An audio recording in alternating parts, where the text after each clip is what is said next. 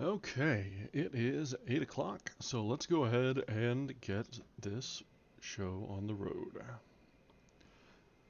Welcome back to our 10th session of reading from The Mysterious Island by Jules Verne.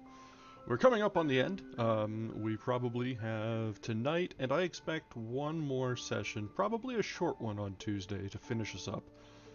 We'll see how far we get tonight and if it might be worth just powering through. But I kind of like to keep around that 2-hour mark between just preserving my voice and not running on too long. I'm sure it can be quite a lot to listen for 2 hours of narration. But let's go ahead and just jump right on into it, because we left off at a pretty decent point last time. Not quite a cliffhanger, but we're ready to get down and dig into the mystery here. So here we are with chapter 14. 3 years had passed away since the escape of the prisoners from Richmond, and how often during those 3 years had they spoken of their country, always present in their thoughts. They had no doubt that the Civil War was at an end, and to them it appeared impossible that the just cause of the North had not triumphed. But what had been the incidents of this terrible war? How much blood had it not cost? How many of their friends must have fallen in the struggle? They often spoke of these things, without as yet being able to foresee the day when they would be permitted once more to see their country. To return thither were but for a few days, to renew the social link with the inhabited world, to establish a communication between their native land and their island, then to pass the longest, perhaps the best portion of their existence in this colony, founded by them, and which would then be dependent on their country. Was this a dream impossible to realize? There were only two ways of accomplishing it. Either a ship must appear off Lincoln Island, or the colonists must themselves build a vessel strong enough to sail to the nearest island. Unless, said Pencroft, our good genius himself provides us with the means of returning to our country. And really, had anyone told Pencroft and Neb that a ship of 300 tons was waiting for them in Shark Gulf or at Port Balloon, they would not even have made a gesture of surprise. In their state of mind, nothing appeared improbable. But Cyrus Harding, less confident, advised them to confine themselves to fact, and more especially so with regard to the building of a vessel. A really urgent work, since it was for the purpose of depositing, as soon as possible, at Tabor Island, a document indicating Ayrton's new residence. As the Bonadventure no longer existed, 6 months at least would be required for the construction of a new vessel. Now, winter was approaching, and the voyage would not be made before the following spring.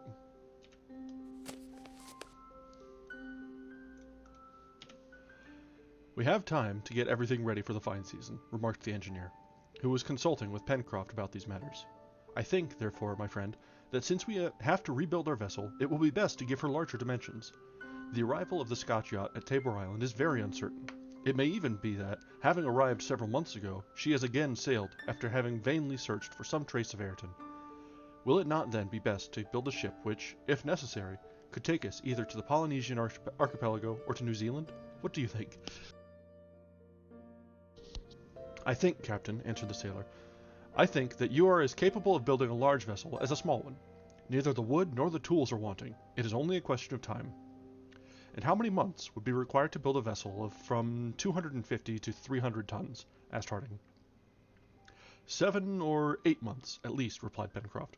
"But it must not be forgotten that winter is drawing near, and that in severe frost wood is difficult to work. We must calculate on several weeks' delay, and if our vessel is ready by next November, we may think ourselves very lucky." "Well," replied Cyrus Harding, "that will be exactly the most favorable time for undertaking a voyage of any importance, either to Tabor Island or to a more distant land." "So it will, Captain," answered the sailor. "Make out your plans then. The workmen are ready, and I imagine that Ayrton can lend us a good helping hand." The colonists, having been consulted, approved the engineer's plan, and it was, indeed, the best thing to be done. It is true that the construction of a ship of from 2 to 300 tons would be great labor, but the colonists had confidence in themselves, justified by their previous successes. Cyrus Harding then busied himself in drawing the plan of the vessel, making the model. During this time his companions employed themselves in felling and carting trees to furnish the ribs, timbers, and planks. The forest of the far west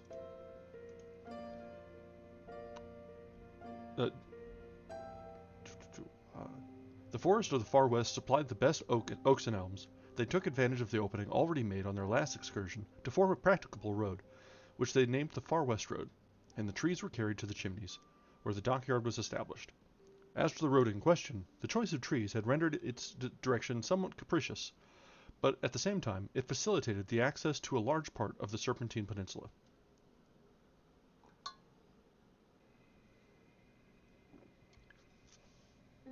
It was important that the trees should be quickly felled and cut up, for they could not be used while yet green, and some time was necessary to allow them to get seasoned. The carpenters, therefore, worked vigorously during the month of April, which was troubled only by a few equinoctial gales of some violence. Master Jup aided them dexterously, either by climbing to the top of a tree to fasten the ropes, or by lending his stout shoulders to carry the lopped trunks. All this timber was piled up under a large shed, built near the Chimneys, and there awaited the time for use. The month of April was tolerably fine, as October often is in the northern zone. At the same time, other work was actively continued, and soon all trace of devastation disappeared from the plateau of Prospect Heights. The mill was rebuilt, and new buildings rose in the poultry yard. It had appeared necessary to enlarge their dimensions, for the feathered population had increased considerably. The stable now contained 5 onagers, 4 of which were well broken, and allowed themselves to be either driven or ridden, and a little colt. The colony now possessed a plough, to which the onagers were yoked, like regular Yorkshire or Kentucky oxen. The colonists divided their work, and their arms never tired. Then, who could have enjoyed better health than these workers? And what good humor enlivened the evenings in Granite House as they formed 1,000 plans for the future? As a matter of course, Ayrton shared the common lot in every respect, and there was no longer any talk of his going to live at the corral.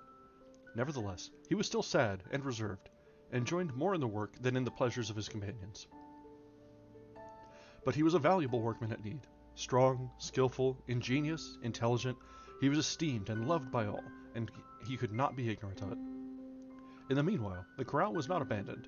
Every other day, one of the settlers, driving the cart or mounted on an onager, went to look after the flock of musmons and goats and bring back the supply of milk required by Neb. These excursions, at the same time, afforded opportunities for hunting. Therefore, Herbert and Gideon Spilett, with Top in front, traversed more often than their companions the road to the corral, and with the capital guns which they carried, capybaras, agoutis, kangaroos, and wild pigs for large game, ducks, grouse, jacamars, and snipe for small game, were never wanting in the house. The produce of the warren, of the oyster bed, several turtles which were taken, excellent salmon which came up the Mersey, vegetables from the plateau, wild fruit from the forest, were riches upon riches, and Neb, the head cook, could scarcely by himself store them away. The telegraphic wire between the corral and Granite House had of course been repaired, and it was worked whenever one or the other of the settlers was at the corral and found it necessary to spend the night there. Besides, the island was safe now, and no attacks were to be feared, at any rate from men. However, that which had happened might happen again. A descent of pirates, or even of escaped convicts, was always to be feared. It was possible that companions or accomplices of Bob Harvey had been in the secret of his plans, and might be tempted to imitate him. The colonists, therefore, were careful to observe the sea around the island, and every day their telescope covered the horizon enclosed by Union and Washington Bays. When they went to the corral, they examined the sea to the west with no less attention, and by climbing the spur, their gaze extended over a large section of the western horizon. Nothing suspicious was discerned, but still it was necessary for them to be on their guard. The engineer one evening imparted to his friends a plan which he had conceived for fortifying the corral. It appeared prudent to him to heighten the palisade and to flank it with a sort of blockhouse, which, if necessary, the settlers could hold against the enemy. Granite House might, by its very position, be considered impregnable. Therefore, the corral, with its buildings, its stores, and the animals it contained, would always be the object of pirates, whoever they were, who might land on the island, and should the colonists be obliged to shut themselves up there, they ought to be able to defend themselves without any disadvantage. This was a project which might be left for consideration, and they were, besides, obliged to put off its execution until the next spring. About the 5th of May, the keel of the new vessel lay along the dockyard, and soon the stem and stern post, mortised at each of its extremities, rose almost perpendicularly. The keel, of good oak, measured 110 feet in length, this allowing a width of 25 feet to the midship beam. But this was all the carpenters could do before the arrival of the frosts and bad weather. During the following week, they fixed the first of the stern timbers, but were then obliged to suspend work.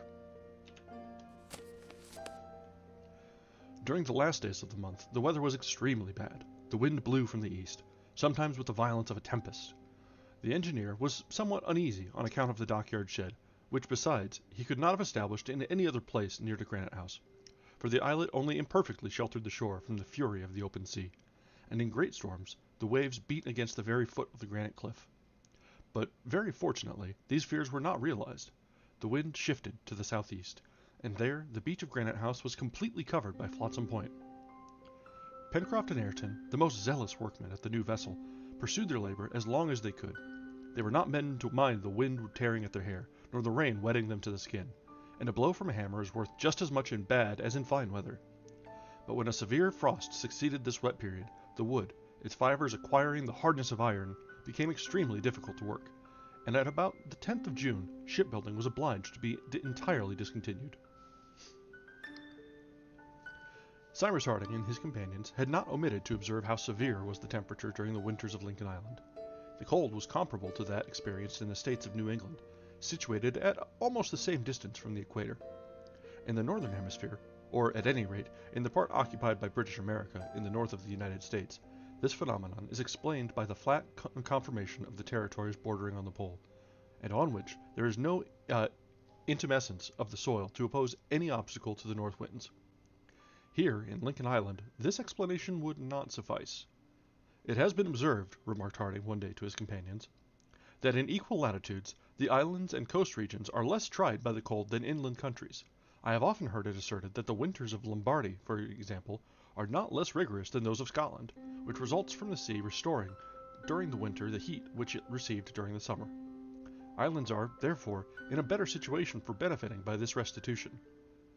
But then, Captain Harding, asked Herbert, why does Lincoln Island appear to escape the common law?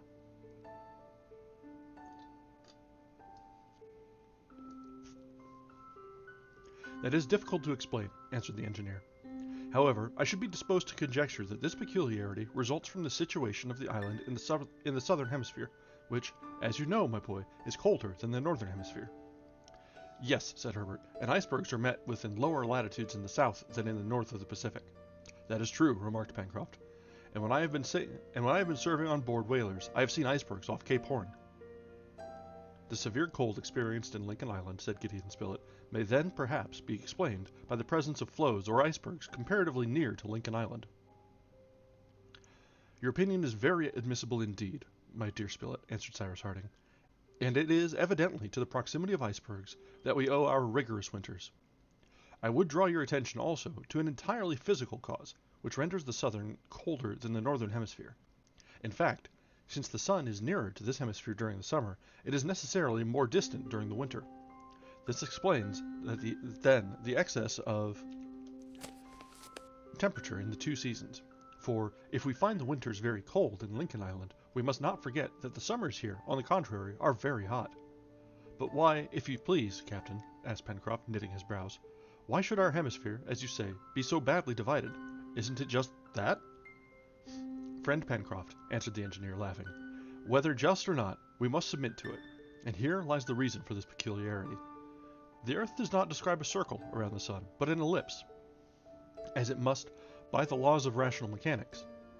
Now, the earth occupies one of the foci of the ellipse, and so at one point in its course is at its apogee, that is, at its furthest from the sun, and at another point it is at its perigee, or nearest to the sun.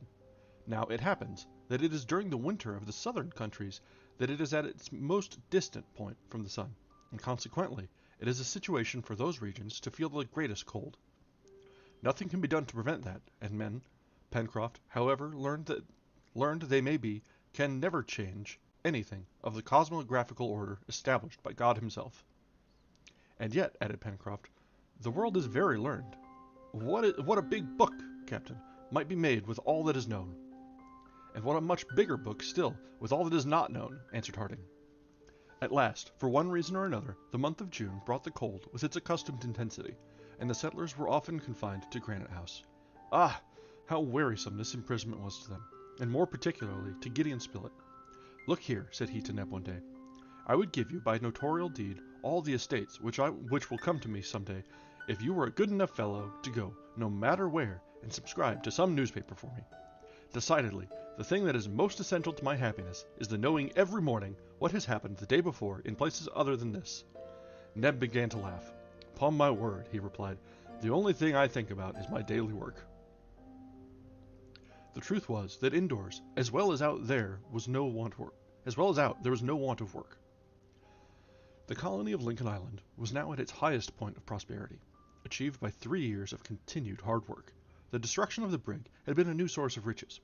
Without speaking of the complete rig, which would serve for the vessel now on the stocks, utensils and tools of all sorts, weapons and ammunition, clothes and instruments, were now piled in the storerooms of Granite House. It had not even been necessary to resort again to the manufacture of the coarse felt materials. Though the colonists had suffered from cold during their first winter, the bad season might now come without their having any reason to dread its severity. Linen was plentiful also, and besides, they kept it with extreme care, from chloride of sodium, which is nothing else than sea salt. Cyrus Harding easily extracted the soda and chlorine. The soda, it was very easy to change into carbonate of soda, and the chlorine, of which he made chloride of lime, were employed for various domestic purposes, and especially in bleaching linen. Besides, they did not wash more than 4 times a year, as was done by families in the olden times, and it may be added that Pencroft and Gideon Spilett, while waiting for the postman to bring him his newspaper, distinguished themselves as washermen. So passed the winter months, June, July, and August. They were severe, and the average observations of the thermometer did not give more than 8 degrees of Fahrenheit. It was therefore lower in the temperature than the preceding winter. But then, what splendid fires blazed continually on the hearths of Granite House, the smoke marking the granite wall with long zebra-like streaks. Fuel was not spared, as it grew naturally a few steps from them. Besides, the chips of the wood destined for the construction of the ship enabled them to economize the coal, which required more trouble to transport. Men and animals were all well. Master Jup was a little chilly, it must be confessed. This was perhaps his only weakness, and it was necessary to make him a well-padded dressing-gown. But what a servant he was! clever, zealous, indefatigable, not indiscreet, not talkative, and he might have been, with reason, proposed as a model for all his biped brothers in the Old and New Worlds. As for that, said Pencroft, when one has 4 hands at one's service, of course one's work ought to be done so much the better. And indeed, the intelligent creature did it well. During the 7 months which had passed since the last researches made round the mountain, and during the month of September, which brought back fine weather, nothing was heard of the genius of the island. His power was not manifested in any way. It is true that it would have been superfluous, for no incident occurred to put the colonists to any painful trial. Cyrus Harding even observed that if, by chance, the communication between the unknown and the tenants of Granite House had ever been established through the granite, and if Top's instinct had, as it were felt it, there was no further sign of it during this period. The dog's growling had entirely ceased, as well as the uneasiness of the orang. The 2 friends, for they were such, no longer prowled round the opening of the inner well, nor did they bark or whine in that singular way which from the first the engineer had noticed. But could he be sure that this was all that was to be said about this enigma, and that he could never arrive at a solution? Could he be certain that some conjecture would not occur which would bring the mysterious personage on the scene? Who could tell what the future might have in reserve? At last, the winter was ended, but an event, the consequences of which might be serious, occurred in the first days of the returning spring. On the 17th of September, Cyrus Harding, having observed the crater, saw smoke curling round the summit of the mountain, its first vapors rising in the air. That brings us to the end of chapter 14. And don't you know it, after everything, a perfectly fine fall and winter, they come to the spring and find their volcano might be less extinct than they thought. But all this talk about their mysterious benefactor just brings to mind playing like management sims and games where you're the omniscient viewer and keeping track of a settlement. Yeah, just free geothermal energy. Just rig it up. I'm sure Harding knows how to do that. That's just like old hand. He'll be able to handle it.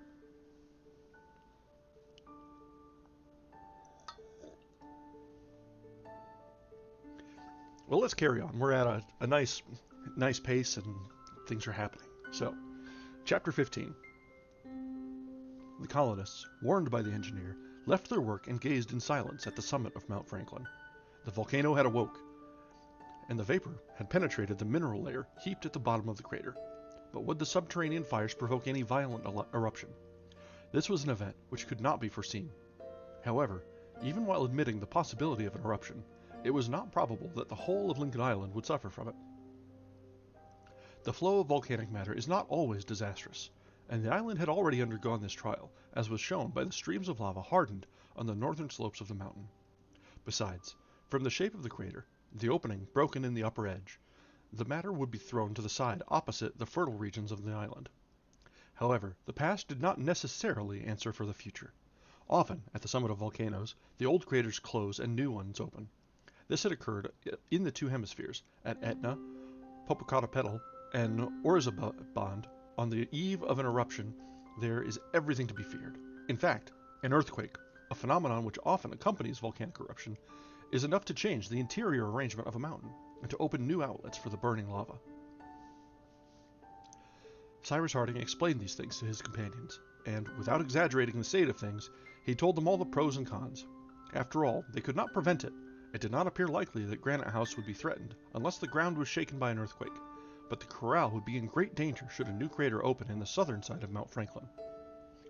From that day, the smoke never disappeared from the top of the mountain, and it could even be perceived that it increased in height and thickness, without any flame mingling in its heavy volumes. The phenomenon was still concentrated in the lower part of the central crater. However, with the fine days, work had been continued. The building of the vessel was hastened as much as possible, and by means of the waterfall on the shore, Cyrus Harding had managed to establish an hydraulic sawmill, which rapidly cut up the trunks of trees into planks and joists. The mechanism of this apparatus was as simple as those used in the rustic sawmills of Norway. A first horizontal movement to move the piece of wood, a second vertical movement to move the saw. This was all that was wanted, and the engineer succeeded, by means of a wheel, 2 cylinders, and pulleys properly arranged. Towards the end of the month of September, the skeleton of the vessel, which was to be rigged as a schooner, lay in the dockyard. The ribs were almost entirely completed, and, all the timbers having been sustained by a provisional band, the shape of the vessel could already be seen. The schooner, sharp in the bows, very slender in the after part, would evidently be suitable for a long voyage, if wanted. But laying the planking would still take a considerable time. Very fortunately, the ironwork of the pirate brig had been saved after the explosion. From the planks and injured ribs, Pencroft and Ayrton had extracted the bolts and a large quantity of copper nails. It was so much work saved for the smiths, but the carpenters had much to do. Shipbuilding was interrupted for a week for the harvest, the haymaking, and the gathering in of the different crops on the plateau. This work finished, every moment was devoted to finishing the schooner. When night came, the workmen were really quite exhausted. So as not to lose any time, they had changed the hours for their meals. They dined at 12 o'clock, and only had their supper when daylight failed them. Then they ascended to Granite House, when they were always ready to go to bed. Sometimes, however, when the conversation bore on some interesting subject, the hour for sleep was delayed for a time. The colonists then spoke of the future, and talked willingly of the changes which a voyage in the schooner to inhabited lands would make in their situation. But always, in the midst of these plans, prevailed the thought of a subsequent return to Lincoln Island. Never would they abandon this colony, founded with so much labor and with such success, and to which a communication with America would afford a fresh impetus. Pencroft and Neb especially hoped to end their days there. "Herbert," said the sailor, you will never abandon Lincoln Island?" "Never, Pencroft, and especially if you make up your mind to stay there." "That was made up long ago, my boy," answered Pencroft. "I shall expect you. You will bring me your wife and children, and I shall make jolly chaps of your youngsters." "That's agreed," replied Herbert, laughing and blushing at the same time. "And you, Captain Harding," resumed Pencroft enthusiastically, "you will still be the governor of the island, and how many inhabitants could it support? 10,000 at least." They talked in this way, allowing Pencroft to run on, and at last the reporter actually started a newspaper, the New Lincoln Herald. So is man's heart. The desire to perform a work which will endure, which will survive him, is the origin of his superiority over all other living creatures here below. It is this which has established his dominion, and this it is which justifies it over all the world. After that, who knows if Jup and Top had not themselves their little dream of the future? Ayrton silently said to himself that he would like to see Lord Glenarvan again, and show himself to all restored. One evening, on the 15th of October, the conversation was prolonged later than usual. It was 9 o'clock already. Long, badly concealed yawns gave warning of the hour of rest, and Pencroft was proceeding toward his bed when the electric bell, placed in the dining room, suddenly rang. All were there: Cyrus Harding, Gideon Spilett, Herbert, Ayrton, Pencroft, Neb. Therefore none of the colonists were at the corral. Cyrus Harding rose. His companions stared at each other, scarcely believing their ears. "What does that mean?" cried Neb. "Who was it? The devil who rang it?" No one answered. "The weather is stormy," observed Herbert. "Might not its influence of electricity—" Herbert did not finish his phrase. The engineer, towards whom all eyes were turned, shook his head negatively. "We must wait," said Gideon Spilett. "If it is a signal, whoever it may be who has made it, he will renew it." "But who do you think it is?" cried Neb. "Who?" answered Pencroft. "But he—" The sailor's sentence was cut short by a new tinkle of the bell. Harding went to the apparatus and sent this question to the corral: "What do you want?" A few moments later the needle, moving on the alphabetic dial, gave this reply to the tenants of Granite House: "Come to the corral immediately." "At last!" exclaimed Harding. Yes, at last! The mystery was about to be unveiled. The colonists' fatigue had disappeared before the tremendous interest which was about to urge them to the corral, and all wish for rest had ceased. Without having uttered a word, in a few moments they had left Granite House, and were standing on the beach. Jup and Top alone were left behind. They could do without them. The night was black. The new moon had disappeared at the same time as the sun. As Herbert had observed, great stormy clouds formed a lowering and heavy vault, preventing any star rays. A few lightning flashes, reflections from a distant storm, illuminated the horizon. It was possible that a few hours later the thunder would roll over the island itself. The night was very threatening. But however deep the darkness was, it would not prevent them from finding the familiar road to the corral. They ascended the left bank of the Mersey, reached the plateau, passed the bridge over Creek Glycerin, and advanced through the forest. They walked at a good pace, a prey to the liveliest emotions. There was no doubt but that they were now going to learn the long-searched-for answer of the enigma, the name of that mysterious being, so deeply concerned in their life, so generous in his influence, so powerful in his action. Must not this stranger have indeed mingled with their existence, have known the smallest details, have heard all that was said in Granite House, to have been able always to act in the very nick of time? Everyone, wrapped up in his own reflections, pressed forward. Under the arch of trees, the darkness was such that even the edge of the road could not be seen. Not a sound in the forest. Both animals and birds, influenced by the heaviness of the atmosphere, remained motionless and silent. Not a breath disturbed the leaves. The footsteps of the colonists alone resounded on the hardened ground. During the first quarter of an hour, the silence was only interrupted by this remark from Pencroft. "We ought to have brought a torch." And by this reply from the engineer, "We shall find one at the corral." Harding and his companions had left Granite House at 12 minutes past 9. At 47 minutes past 9, they had traversed 3 out of the 5 miles which separated the mouth of the Mersey from the corral. At that moment, sheets of lightning spread over the island and illuminated the dark trees. The flashes dazzled and almost blinded them. Evidently, the storm would not be long in bursting forth.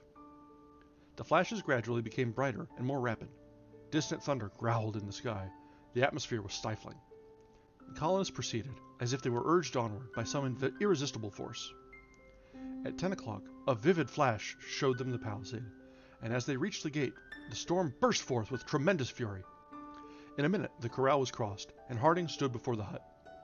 Probably the house was occupied by the stranger, since it was from thence that the telegram had been sent. However, no light shone through the window. The engineer knocked at the door. No answer. Cyrus Harding opened the door, and the settlers entered the room, which was perfectly dark. A light was struck by Neb, and in a few moments the lantern was lighted, and the light thrown into every corner of the room. There was no one there. Everything was in the state which it had been left. "Have we been deceived by an illusion?" murmured Cyrus Harding. No, that was not possible. The telegram had clearly said, "Come to the corral immediately." They approached the table, specially devoted to the use of the wire. Everything was in order, the pile on the box containing it, as well as all the apparatus. "Who came here the last time?" asked the engineer. "I did, Captain," answered Ayrton, "and that was 4 days ago." "Ah, a note!" cried Herbert, pointing to a paper lying on the table. On this paper were written these words in English: "Follow the new wire." "Forward!" cried Harding, who understood that the dispatch had not been sent from the corral, but from the mysterious retreat, communicating directly with Granite House by means of a supplementary wire joined to the old one. Neb took the lighted lantern, and all left the corral. The storm then burst forth with tremendous violence. The interval between each lightning flash and each thunderclap diminished rapidly. The summit of the volcano, with its plume of vapor, could be seen by occasional flashes. There was no telegraphic communication in any part of the corral between the house and the palisade, but the engineer, running straight to the first post, saw by the light of a flash a new wire hanging from the isolator to the ground. "There it is," said he. This wire lay along the ground, and was surrounded with an isolating substance like a submarine cable, so as to assure the free transmission of the current. It appeared to pass through the wood and the southern spurs of the mountain, and consequently it ran towards the west. "Follow it," said Cyrus Harding. And the settlers immediately pressed forward, guided by the wire. The thunder continued to roar with such violence that not a word could be heard. However, there was no occasion for speaking, but to get forward as fast as possible. Cyrus Harding and his companions then climbed the spur rising between the Corral Valley and that of Falls River, which they crossed at its narrowest part. The wire sometimes stretched over the lower branches of the trees, sometimes lying on the ground, guided them surely. The engineer had supposed that the wire would perhaps stop at the bottom of the valley, and that the stranger's retreat would be there. Nothing of the sort. They were obliged to ascend the southwestern spur, and redescend on that arid plateau terminated by the strangely built wild basalt cliff. From time to time, one of the colonists stooped down and felt for the wire with his hands, but there was now no doubt that the wire was running directly towards the sea. There, to a certainty, in the depths of those rocks, was the dwelling so long sought for in vain. The sky was literally on fire. Flash succeeded flash. Several struck the summit of the volcano in the midst of the thick smoke. It appeared there as if the mountain was vomiting flame. At a few minutes to 11, the colonists arrived on the high cliff overlooking the ocean to the west. The wind had risen. The surf roared 500 feet below. Harding calculated that they had gone 1.5 miles from the corral. At this point, the wire entered among the rocks. Following the steep side of a narrow ravine, the settlers followed it at the risk of occasioning a fall of the slightly imbalanced rocks, and being dashed into the sea. The descent was extremely perilous, but they did not think of the danger. They were no longer masters of themselves, and an irresistible attraction drew them towards the mysterious place as the magnet draws iron. Thus, they almost unconsciously descended this ravine, which even in broad daylight would have been considered impracticable.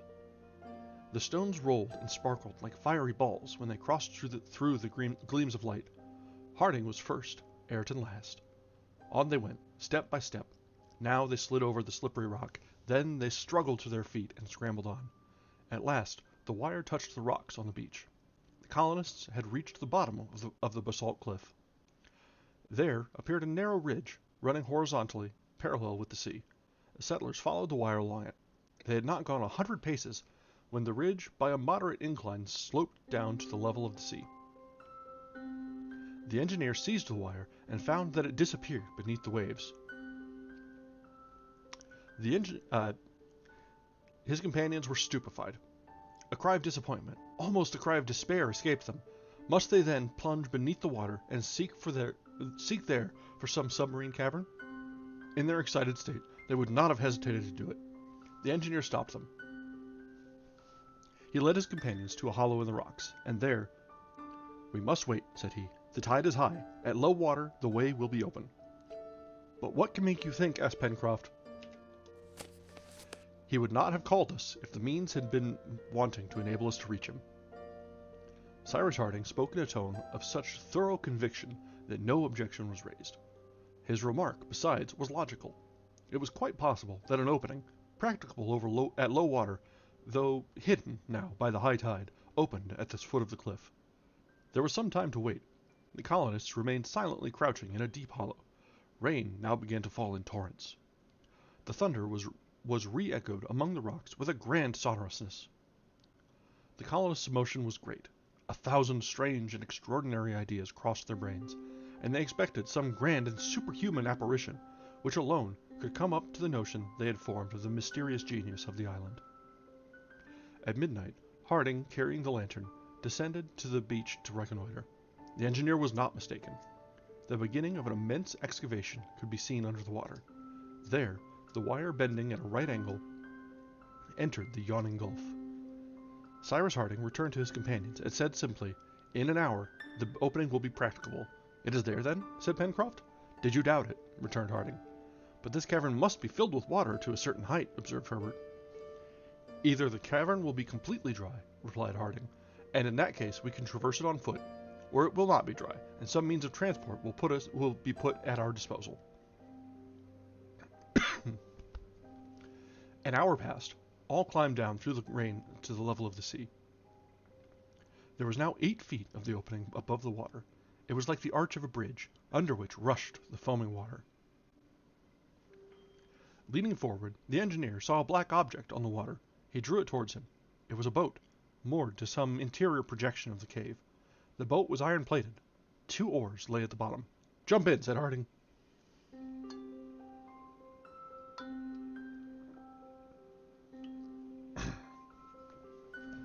In a moment, the settlers were in the boat. Neb and Ayrton took the oars. Pencroft the rudder. Cyrus Harding in the bows, with the lantern, lighted the way. The elliptical roof, under which the boat at first passed, suddenly rose, but the darkness was too deep, and the light of the lantern too slight, for either the extent, light, height, or depth of the cave to be ascertained. Solemn silence reigned in this basaltic cavern. Not a sound could penetrate into it. Even the thunder peals could not pierce its thick sides. Such immense caves exist in various parts of the world, natural crypts dating from the geological epoch of the globe. Some are filled by the sea, others contain entire lakes in their sides, such as Fingol's Cave in the island of Staffa, one of the Hebrides. Such are the caves of Morgat in the Bay of Douarnenez in Brittany, the caves of Bonifacio in Corsica, those of Lice Fjord in Norway. Such are the immense mammoth caverns in Kentucky, 500 feet in height and more than 20 miles in length. In many parts of the globe, nature has excavated these caverns and preserved them for the admiration of man. Did the cavern which the settlers were now exploring extend to the center of the island? For a quarter of an hour, the boat had been advancing, making detours, indicated to Pencroft by the engineer in short sentences, when all at once, "More to the right!" he commanded. The boat, altering its course, came up alongside the right wall. The engineer wished to see if the wire still ran along the side. The wire was there fastened to the rock. "Forward," said Harding. And the two oars, plunging into the dark waters, urged the boat forward. On they went for another quarter of an hour, and a distance of half a mile must have been cleared from the mouth of the cave when Harding's voice was again heard. "Stop!" said he. The boat stopped, and the colonists perceived a bright light illuminating the vast cavern, so deeply excavated in the bowels of the island, of which nothing had ever led them to suspect the existence. At a height of 100 feet rose the vaulted roof, supported on basalt shafts. Irregular arches, strange moldings, appeared on the columns erected by nature in thousands from the first epochs of the formation of the globe. The basalt pillars, fitted one into the other, measured from 40 to 50 feet in height, and the water, calm in spite of the tumult outside, washed their base. The brilliant focus of light, pointed out by the engineer, touched every point of rocks, and flooded the walls with light. By reflection, the water reproduced the brilliant sparkles, so that the boat appeared to be floating between two glittering zones. They could not be mistaken in the nature of the irradiation thrown from the glowing nucleus. Those clear rays were shattered by all the angles, all the projections of the cavern. This light proceeded from an electric source, and its white color betrayed its origin. It was the sun of this cave, and it filled it entirely. At a sign from Cyrus Harding, the oars again plunged into the water, causing a regular shower of gems, and the boat was urged forward towards the light, which was now not more than half a cable's length distant. At this place, the breadth of the sheet of water measured nearly 350 feet, and beyond the dazzling center could be seen an enormous basaltic wall, blocking up any issue on that side. The cave widened here considerably, the sea forming a little lake, but the roof, the side walls, the end cliff, all the prisms, all the peaks were flooded with the electric fluid, so that the brilliancy belonged to them, as if the light issued from them. In the center of the lake, a long cigar-shaped object floated on the surface of the water, silent, motionless. The brilliancy which issued from it escaped from its sides as from two kilns heated to a white heat. This apparatus, similar in shape to an enormous whale, was about 250 feet long, and rose about 10 or 12 above the water. The boat slowly approached it, Cyrus Harding having stood up in the bows. He gazed, a prey to violent excitement. Then, all at once, seizing the reporter's arm, "It is he! It can only be he!" he cried. "He—" Then, falling back on the seat, he murmured a name which Gideon Spilett alone could hear. The reporter evidently knew this name, for it had a wonderful effect upon him, and he answered in a hoarse voice, "He! An outlawed man!" "He!" said Harding. At the engineer's command, the boat approached this singular floating apparatus. The boat touched the left side, from which escaped a ray of light through a thick glass. Harding and his companions mounted on the platform. An open hatchway was there.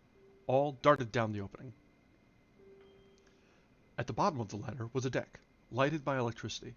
At the end of this deck was a door, which Harding opened. A richly ornamented room, quickly traversed by the colonists, was joined to a library, over which a luminous ceiling shed a flood of light. At the end of the library, a large door, also shut, was opened by the engineer. An immense saloon, a sort of museum, in which were heaped up with all the treasures of the mineral world, works of art, marvels of industry, appeared before the eyes of the colonists, who almost thought themselves suddenly transported into a land of enchantment. Stretched on a rich sofa, they saw a man who did not appear to notice their presence. Then Harding raised his voice, and to the extreme surprise of his companions, he uttered these words: "Captain Nemo, you asked for us. We are here." And that brings us to the end of chapter 15. And now, don't you know it, Verne is referencing his own works. But what a twist there! Did not expect that. Find a submarine in a cave under the island. But we're finally have seen the peek behind the curtain, the veil lifted, and seeing what is going on with this island. At least we think so. Let's see. We've got a little time yet before I need to take a break. I've got a little bit of coffee left, so let's just keep on. We can get through probably chapter 16 before we really have to think about what comes next. And so, here we begin. At these words, the reclining figure rose, and the electric light fell upon his countenance. A magnificent head, the forehead high, the glance commanding, beard white, hair abundant and falling over the shoulders. His hand rested upon the cushion of the divan from which he had just risen. He appeared perfectly calm. It was evident that his strength had been gradually undermined by illness, but his voice seemed yet powerful, as he said, in English, and in a tone which evinced extreme surprise, "Sir, I have no name." "Nevertheless, I know you," replied Cyrus Harding. Captain Nemo fixed his penetrating gaze upon the engineer, as though he were about to annihilate him. Then, falling back amid the pillows of the divan, "After all, what matters now?" he murmured. "I am dying." Cyrus Harding drew near the captain, and Gideon Spilett took his hand. It was of feverish heat. Ayrton, Pencroft, Herbert, and Neb stood respectfully apart in an angle of the magnificent saloon, whose atmosphere was saturated with the electric fluid. Meanwhile, Captain Nemo withdrew his hand and motioned the engineer and the reporter to be seated. All regarded him with profound emotion. Before them they beheld that being whom they had styled the genius of the island, the powerful protector whose intervention, in so many circumstances, had been so efficacious, the benefactor to whom they owed such a debt of gratitude. Their eyes beheld a man only, and a man at the point of death, where Pencroft and Neb had expected to find an almost supernatural being. But how happened it that Cyrus Harding had recognized Captain Nemo? Why had the latter so suddenly risen on hearing his name uttered, a name which he had believed known to none? The captain had resumed his position on the divan, and leaning on his arm, he regarded the engineer, seated near him. "You know the name I formerly bore, sir?" he asked. "I do," answered Cyrus Harding, "and also that of this wonderful submarine vessel." "The Nautilus?" said the captain, with a faint smile. "The Nautilus." "But do you know who I am?" "I do. It is nevertheless many years since I have held any communication with the inhabited world. 3 long years have I passed in the depth of the sea, the only place where I have found liberty. Who, then, can have betrayed my secret? A man who is bound to you by no tie, Captain Nemo, and who, consequently, cannot be accused of treachery. The Frenchman who was cast on board my vessel by chance 16 years since? The same. He and his 2 companions did not then perish in the maelstrom, in the midst of which the Nautilus was struggling. They escaped, and a book has appeared under the title of 20,000 Leagues Under the Sea, which contains your history." "A history of a few months only of my life," interrupted the captain impetuously. "It is true," answered Cyrus Harding, "but a few months of that strange life have sufficed to make you known." "As a great criminal, doubtless," said Captain Nemo, a haughty smile curling his lips. "Yes, a rebel, perhaps an outlaw against humanity." The engineer was silent. "Well, sir?"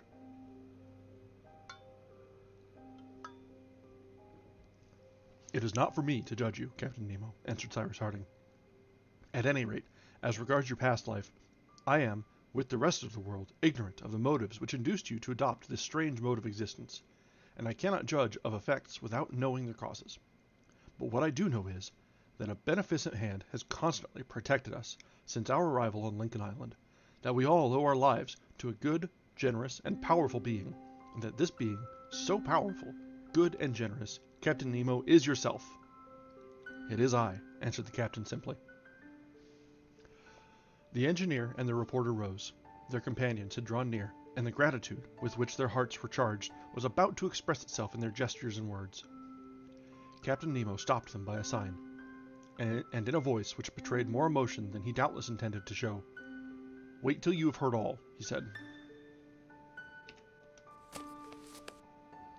And the captain, in a few concise sentences, ran over the events of his life. His narrative was short, yet he was obliged to summon up his whole remaining energy to arrive at the end. He was evidently contending against extreme weakness. Several times, Cyrus Harding entreated him to repose for a while, but he shook his head, as a man to whom the morrow may never come, and when the reporter offered his assistance, "It is useless," he said, "my hours are numbered." Captain Nemo was an Indian, the Prince Dakkar of a Rajah of the then independent territory of Bundelkund. His father sent him, when 10 years of age, to Europe, in order that he might receive an education in all respects complete, and in the hopes that by his talents and knowledge he might one day take a leading part in raising his long degraded and heathen country to a level with the nations of Europe. From the age of 10 years to that of 30, Prince Dakkar, endowed by nature with the richest gifts of intellect, accumulated knowledge of every kind, and in science, literature, and art his researches were extensive and profound. He traveled over the whole of Europe. His rank and fortune caused him to be everywhere sought after, but the pleasures of the world had for him no attractions. Though young and possessed of every personal advantage, he was ever grave, somber even, devoured by an unquenchable thirst for knowledge, and cherishing in the recesses of his heart the hope that he might become a great and powerful ruler of a free and enlightened people. Still, for long the love of science triumphed over all other feelings. He became an artist, deeply impressed by the marvels of art, a philosopher to whom no one of the higher sciences was unknown, a statesman versed in the policy of European courts. To the eyes of those who observed him superficially, he might have passed for one of those cosmopolitans, curious of knowledge, but disdaining action, one of those opulent travelers, haughty and cynical, who move incessantly from place to place, and are of no country. The history of Captain Nemo has, in fact, been published under the title of 20,000 Leagues Under the Sea. Here, therefore, will apply the observation already made as to the adventures of Ayrton with regard to the discrepancy of dates. Readers should therefore refer to the note already published on this point. This artist, this philosopher, this man was, however, still cherishing the hope instilled into him from his earliest days. Prince Dakkar returned to Bundelkund in the year 1849. He married a noble Indian lady who was imbued with an ambition not less ardent than that by which he was inspired. 2 children were born to them, whom they tenderly loved. But domestic happiness did not prevent him from seeking to carry out the object at which he aimed. He waited an opportunity. At length, as he vainly fancied, it presented itself. Instigated by princes equally ambitious and less sagacious and more unscrupulous than he was, the people of India were persuaded that they might successfully rise against their English rulers, who had brought them out of a state of anarchy and constant warfare and misery, and had established peace and prosperity in their country. Their ignorance and gross superstition made them the facile tools of their designing chiefs. In 1857, the great Sepoy revolt broke out. Prince Dakkar, under the belief that he should thereby have the opportunity of attaining the object of his long-cherished ambition, was easily drawn into it. He forthwith devoted his talents and wealth to the service of this cause. He aided it in person. He fought in the front ranks. He risked his life equally with the humblest of the wretched and misguided fanatics. He was 10 times wounded in 20 engagements, seeking death but finding it not. But at length the sanguinary rebels were utterly defeated, and the atrocious mutiny was brought to an end. Never before had the British power in India been exposed to such danger, and if, as they had hoped, the Sepoys had received assistance from without, the influence and supremacy in Asia of the United Kingdom would have been a thing of the past. The name of Prince Dakkar was at that time well known. He had fought openly and without concealment. A price was set upon his head, but he managed to escape from his pursuers. Civilization never recedes. The law of necessity ever forces it onwards. The Sepoys were vanquished, and the land of the Rajas of old fell again under the rule of England. Prince Dakkar, unable to find that death he courted, returned to the mountain fastness of Bundelkund, there, alone in the world, overcome by disappointment at the destruction of all his vain hopes, a prey to profound disgust for all human beings. Filled with hatred of the civilized world, he realized the wreck of his fortune, assembled some score of his most faithful companions, and one day disappeared, leaving no trace behind. Where, then, did he seek that liberty denied him upon the inhabited earth? Under the waves, in the depths of the ocean where none could follow. The warrior became a man of science. Upon a deserted island of the Pacific, he established his dockyard, and there a submarine vessel was constructed from his designs. By methods which will at some future day be revealed, he had rendered subservient the illimitable forces of electricity, which, extracted from inexhaustible sources, was employed for all the requirements of his floating equipage, as a moving, lighting, and heating agent. The sea, with its countless treasures, its myriads of fish, its numberless wrecks, its enormous mammalia, and not only all that nature supplied, but also all that man had lost in its depths, sufficed for every want of the prince and his crew, and thus was his most ardent desire accomplished. Never again to hold communication with the earth, he named his submarine vessel the Nautilus, called himself simply Captain Nemo, and disappeared beneath the seas. During many years, this strange being visited every ocean, from pole to pole, outcast of the inhabited earth. In these unknown worlds, he gathered incalculable treasures. The millions lost in the Bay of Vigo in 1702 by the galleons of Spain furnished him with a mine of inexhaustible riches, which he devoted always, anonymously, in favor of those nations who fought for the independence of their country. This is a note here from the author. This refers to the resurrection of the Candiotes, who were, in fact, largely assisted by Captain Nemo. For long, however, he had held no communication with his fellow creatures, when, during the night of the 6th of November, 1866, 3 men were cast on board his vessel. They were a French professor, his servant, and a Canadian fisherman. These 3 men had been hurled overboard by a collision which had taken place between the Nautilus and the United States frigate Abraham Lincoln, which had chased her. Captain Nemo learned from this professor that the Nautilus, taken now for a gigantic mammal of the whale species, now for a submarine vessel carrying a crew of pirates, was sought for in every sea. He might have returned these 3 men to the ocean, from whence chance had brought them in contact with his mysterious existence. Instead of doing this, he kept them prisoners, and during 7 months they were enabled to behold all the wonders of a voyage of 20,000 leagues under the sea. One day, the 22nd of June, 1867, these 3 men, who knew nothing of the past history of Captain Nemo, succeeded in escaping in one of the Nautilus's boats. But as at this time the Nautilus was drawn into the vortex of the maelstrom off the coast of Norway, the captain naturally believed that the fugitives, engulfed in that frightful whirlpool, found their death at the bottom of the abyss. He was unaware that the Frenchman and his 2 companions had been miraculously cast on shore, that the fishermen of the Lofoten Islands had rendered them assistance, and that the professor, on his return to France, had published that work in which 7 months of the strange and eventful navigation of the Nautilus were narrated and exposed to the curiosity of the public. For a long time after this, Captain Nemo continued to live thus, traversing every sea, but one by one his companions died, and found their last resting place in their cemetery of coral in the bed of the Pacific. At last Captain Nemo remained the solitary survivor of all those who had taken refuge with him in the depths of the ocean. He was now 60 years of age.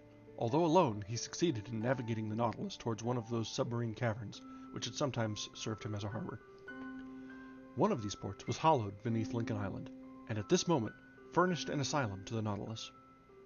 The captain had now remained there 6 years, navigating the ocean no longer, but awaiting death, and that moment when he should rejoin his former companions, when by chance he observed the descent of the balloon which carried the prisoners of the Confederates. Clad in his diving dress, he was walking beneath the water at a few cables' length from the shore of the island, when the engineer had been thrown into the sea. Moved by a feeling of compassion, the captain saved Cyrus Harding. His first impulse was to fly from the vicinity of the 5 castaways, but his harbor refuge was closed, for in consequence of an elevation of the basalt, produced by the influence of volcanic action, he could no longer pass through the entrance of the vault. Though there was sufficient depth of water to allow a light craft to pass the bar, there was not enough for the Nautilus, whose draft of water was considerable. Captain Nemo was compelled, therefore, to remain. He observed these men, thrown without resources upon a desert island, but had no wish to be himself discovered by them. By degrees, he became interested in their efforts, when he saw them honest, energetic, and bound to each other by the ties of friendship, as if, despite his wishes, he penetrated all the secrets of their existence.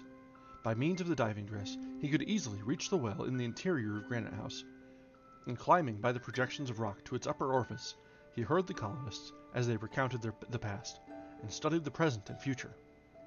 He learned from them the tremendous conflict of America with America itself for the abolition of slavery. Yes, these men were worthy to reconcile Captain Nemo with that humanity which they represented so nobly in the island. Captain Nemo had saved Cyrus Harding. It was he also who had brought back the dog to the Chimneys, who rescued Top from the waters of the lake, who caused to fall at Flotsam Point the case containing so many things useful to the colonists, who conveyed the canoe back into the stream of the Mercy, who cast the cord from the top of Granite House at the time of the attack by the baboons, who made known the presence of Ayrton upon Tabor Island, by means of the document enclosed in the bottle, who caused the explosion of the brig by the shock of a torpedo placed at the bottom of the canal, who saved Herbert from certain death by bringing the sulfate of quinine, and finally, it was he who had killed the convicts with the electric balls, of which he possessed the secret, and which he employed in the chase of submarine creatures. Thus were explained so many apparently supernatural occurrences, and which all proved the generosity and power of the captain. Nevertheless, this noble misanthrope longed to benefit his protégés still further. There yet remained much useful advice to give them, and his heart ached, being softened by the approach of death. He invited, as we are aware, the colonists of Granite House to visit the Nautilus, by means of a wire which connected it with the corral.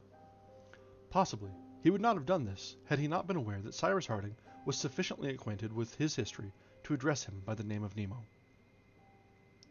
The captain concluded the narrative of his life. Cyrus Harding then spoke. He recalled all the incidents which had exercised so beneficent an influence upon the colony, and in the names of his companions and himself thanked the generous being to whom they owed so much. But Captain Nemo paid little attention. His mind appeared to be absorbed by one idea, and without taking the preferred hand of the engineer. "Now, sir," said he, "now that you know my history, your judgment."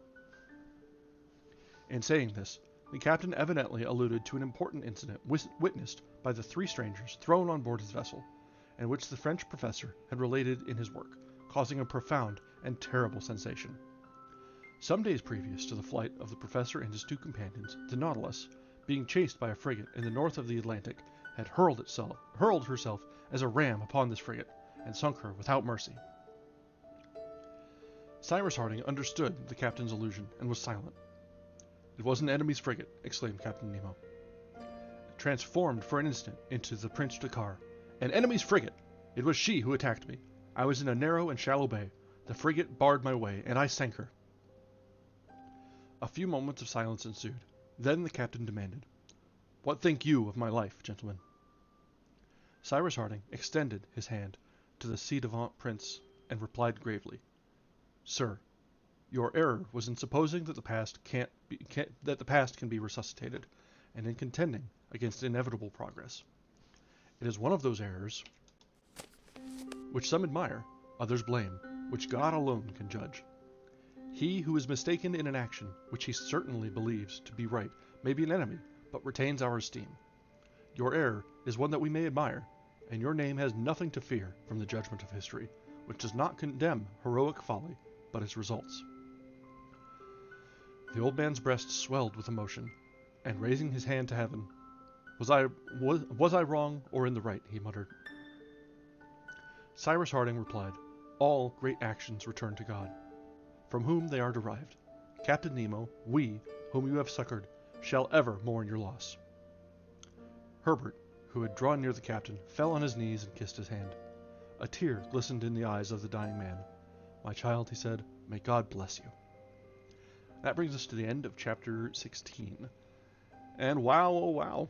So we are seeing the end of Captain Nemo, of such adventures and other tales and the 20,000 Leagues Under the Sea and Verne's earlier works, and just tying it all back together.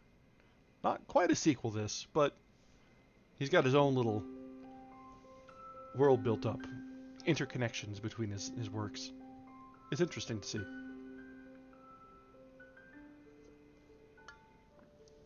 Well, let's take a few minutes. I can use with some more drink and a few minutes to rest the chops. So we'll be back in just a few minutes while we recover, and then we'll continue on. We're moving pretty quickly. We might finish tonight, honestly, depending on how much is left. We'll see.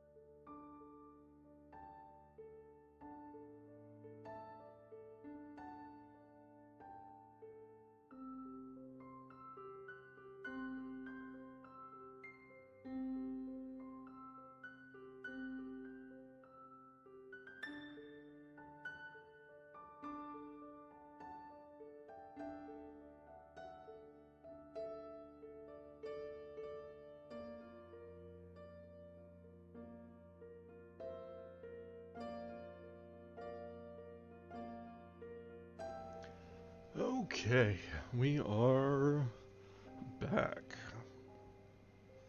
Let me update the drink here.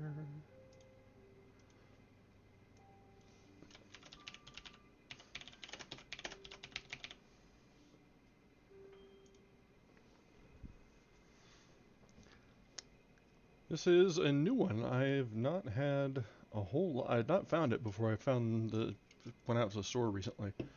But the Blackberry Dr. Pepper is pretty okay. It's not quite as good as the strawberry one that I've talked about a couple of streams ago, but this one, it's alright. It's alright.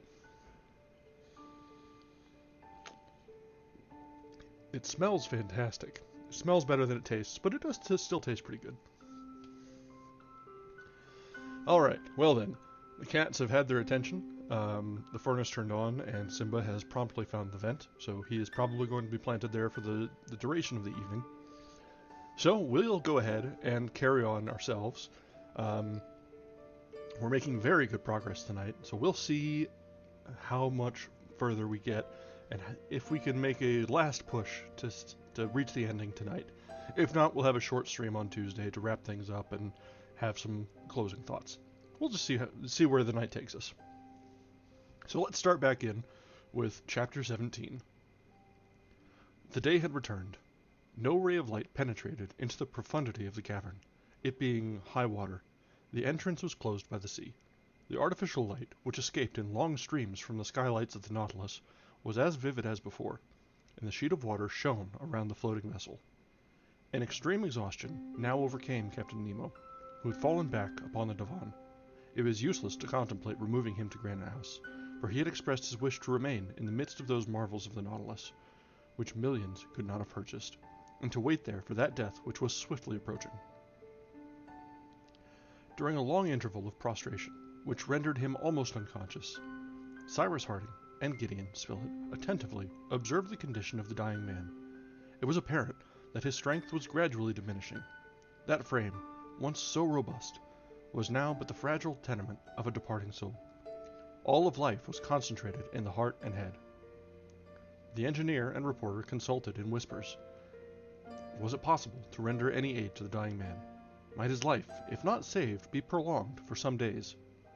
He himself had said that no remedy could avail, and he awaited with tranquillity that death which had for him no terrors. "We can do nothing," said Gideon Spilett. "But of what is he dying?" asked Pencroft. "Life is simply fading out," replied the reporter. "Nevertheless," said the engineer, "if we move him into the open air, and the light of the sun, he might perhaps recover." "No, Pencroft," answered the engineer, "it is useless to attempt it. Besides, Captain Nemo would never consent to leave his vessel.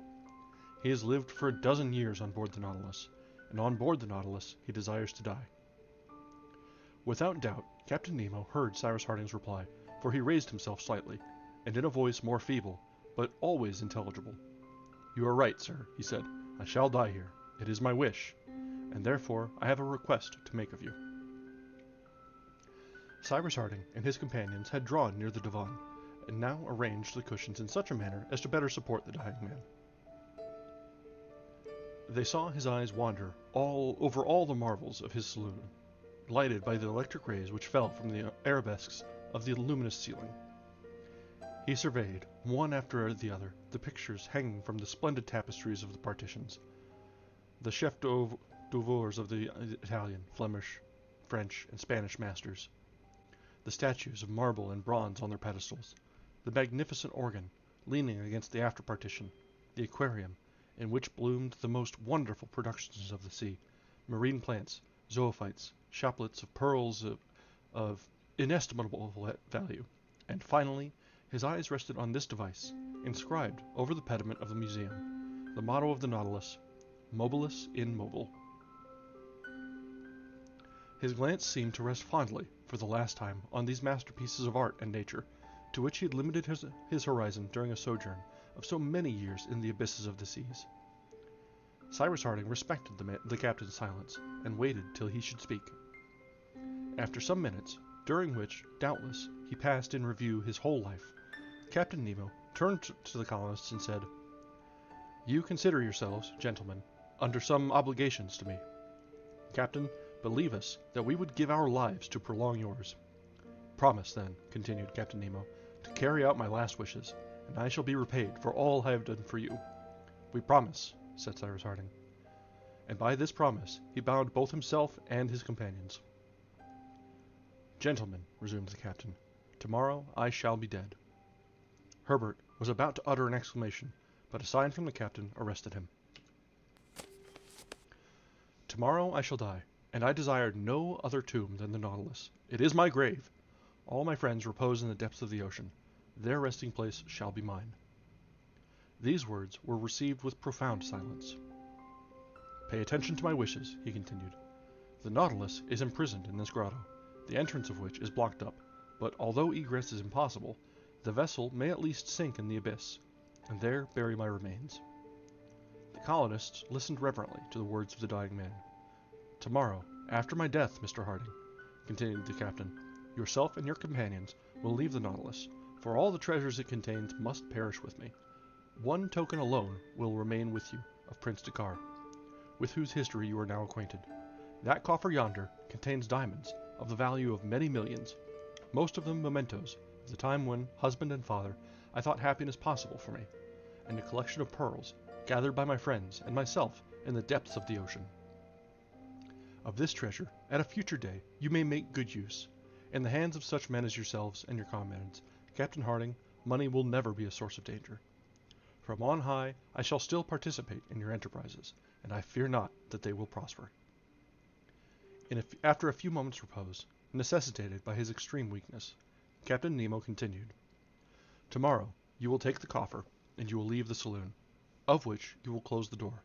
Then you will ascend onto the deck of the Nautilus, and you will lower the main hatch so as entirely to close the vessel. It shall be done, Captain, answered Cyrus Harding. Good. You will then embark in the canoe which brought you hither. But before leaving the Nautilus, go to the stern, and there open 2 large stopcocks which you will find upon the waterline. The water will penetrate into the reservoirs, and the Nautilus will gradually sink beneath the water to repose at the bottom of the abyss. And comprehending a gesture of Cyrus Harding, the captain added, Fear nothing, you will but bury a corpse. Neither Cyrus Harding nor his companions ventured to offer any observation to Captain Nemo. He had expressed his last wishes, and they had nothing to do but to conform to them. I have your promise, gentlemen, added Captain Nemo. You have, Captain, replied the engineer. The captain thanked the colonists by a sign, and requested them to leave him for some hours. Gideon Spilett wished to remain near him, in the event of a crisis coming on, but the dying man refused, saying, I shall live until tomorrow, sir. All left the saloon, passed through the library and the dining room, and arrived forward in the machine room, where the electrical apparatus was established, which supplied not only heat and light, but the mechanical power of the Nautilus. The Nautilus was a masterpiece, containing masterpieces within itself, and the engineer was struck with astonishment.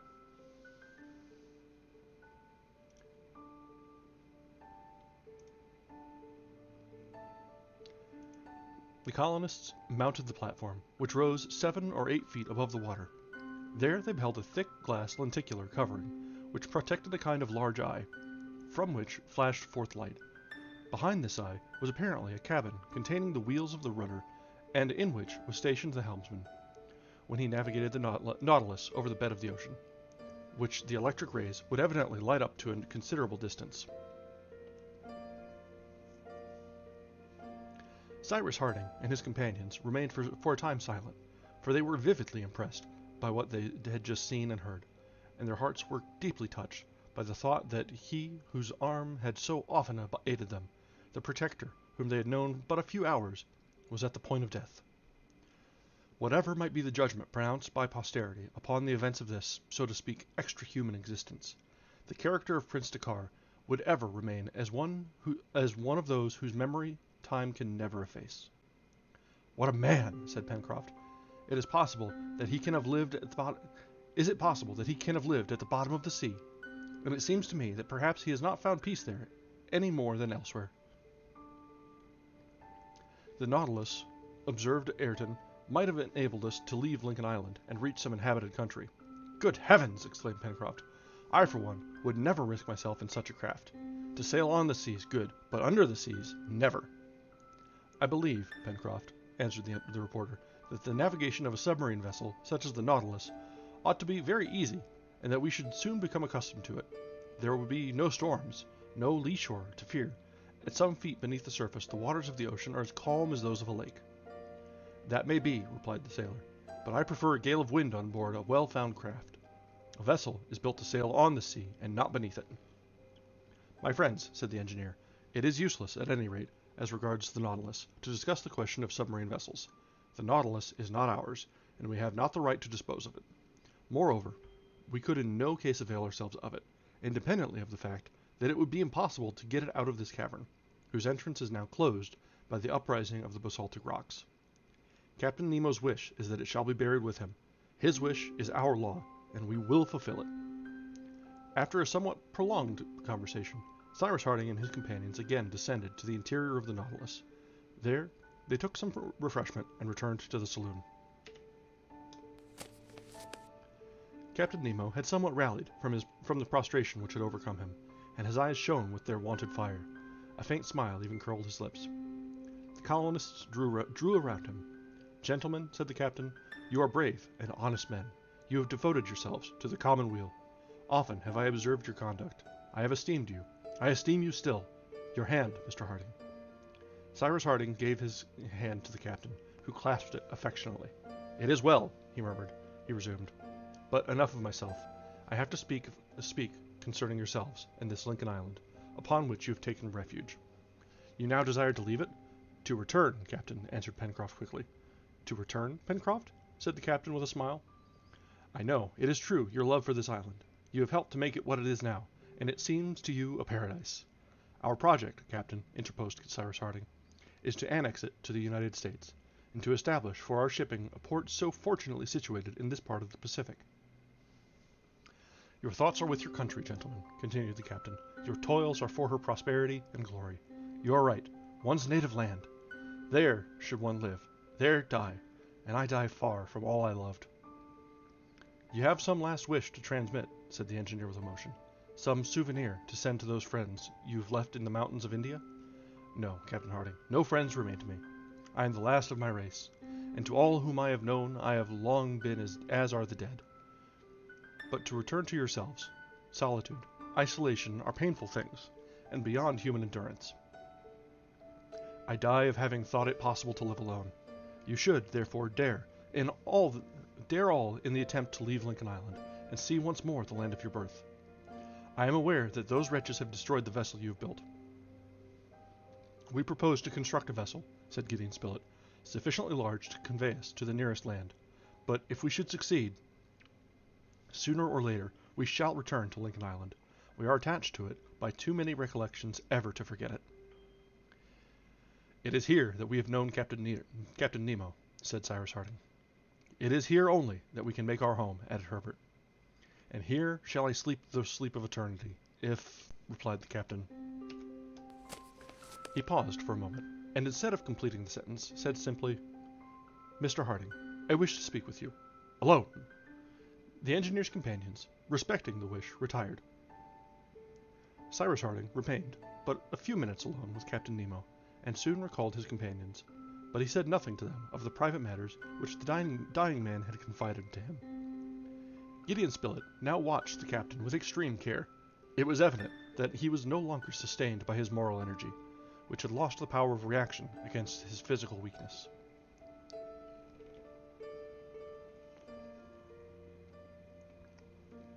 The day closed without change.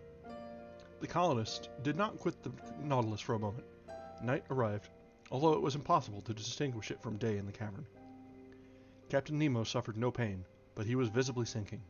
His noble features, paled by the approach of death, were perfectly calm.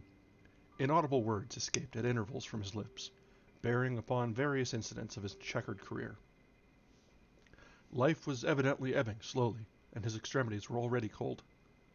Once or twice more he spoke to the colonists who stood around him, and he smiled on them with that last smile which continues after death.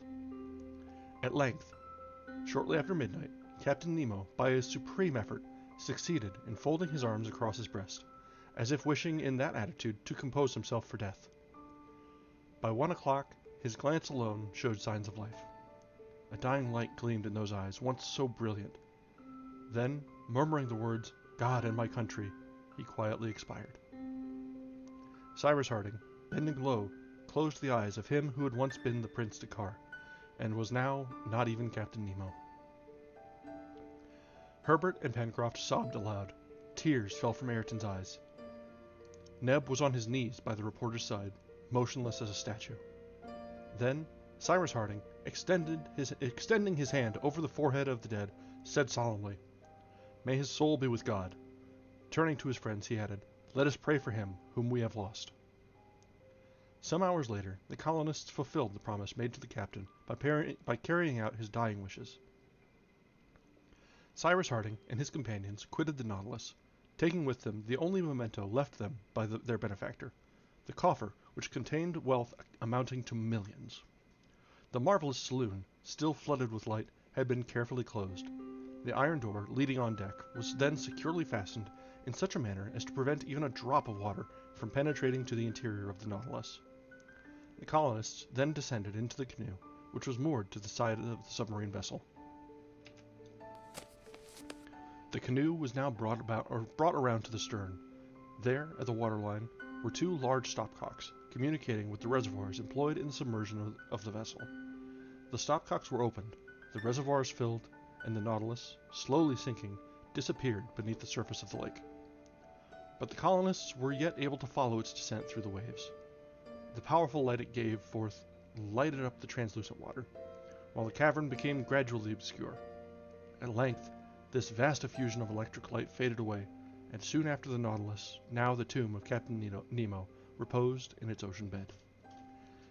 And that brings us to the end of Chapter 17, and the end of Captain Nemo, whose long and storied career is the source of rumor and legend in several books, and you still hear mention of him, even in common parlance. It's something of a well-known, fantastical, fictional character that is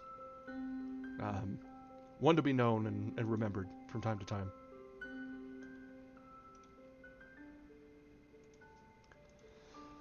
And let's keep this pace and go through Chapter 18 next. At break of day, the colonists regained in silence the entrance of the cavern, to which they gave the name of Dakkar Grotto, in memory of Captain Nemo. It was now low water, and they passed without difficulty under the arcade, washed on the right by the sea. The canoe was left there, carefully protected from the waves. As additional precaution, Pencroft, Neb, and Ayrton drew it up on a little beach, which bordered one of the sides of the grotto, in a spot where it could run no risk of harm. The storm had ceased during the night. The last low mutterings of the thunder died away in the west. Rain fell no longer, but the sky was yet obscured by clouds. On the whole, this month of October, the first of the southern spring, was not ushered in by satisfactory tokens, and the wind had a tendency to shift from one point of the compass to another, which rendered it impossible to count upon settled weather. Cyrus Harding and his companions, on leaving Dakkar Grotto, had taken the road to the corral. On their way, Neb and Herbert were careful to preserve the wire which had been laid down by the captain between the corral and the grotto, and which might at a future time be of service. The colonists spoke little on the road. The various incidents of the night of October 15th had left a profound impression on their minds. The unknown being, whose influence had so effectually protected them, the man whom their imagination had endowed with supernatural powers, Captain Nemo, was no more. His Nautilus and he were buried in the depths of the abyss. To each one of them, their existence seemed even more isolated than before. They had been accustomed to count upon the intervention of that power which existed no longer, and Gideon Spilett, and even Cyrus Harding, could not escape this impression. Thus they maintained a profound silence during their journey to the corral. Towards 9 in the morning, the colonists arrived at Granite House. It had been agreed that the construction of the vessel should be actively pushed forward, and Cyrus Harding, more than ever, devoted his time and labor to this object. It was impossible to divine what future lay before them. Evidently, the advantage to the colonists would be great of having at their disposal a substantial vessel, capable of keeping the sea even in heavy weather, and large enough to attempt, in case of need, a voyage of some duration. Even if, when their vessel should be completed, the colonists should not resolve to leave Lincoln Island as yet, in order to gain either one of the Polynesian archipelagos of the Pacific or the shores of New Zealand, they might at least, sooner or later, proceed to Tabor Island, to leave there the notice relating to Ayrton. This was a precaution rendered indispensable by the possibility of the Scotch yacht reappearing in those seas, and it was of the highest importance that nothing should be neglected on this point.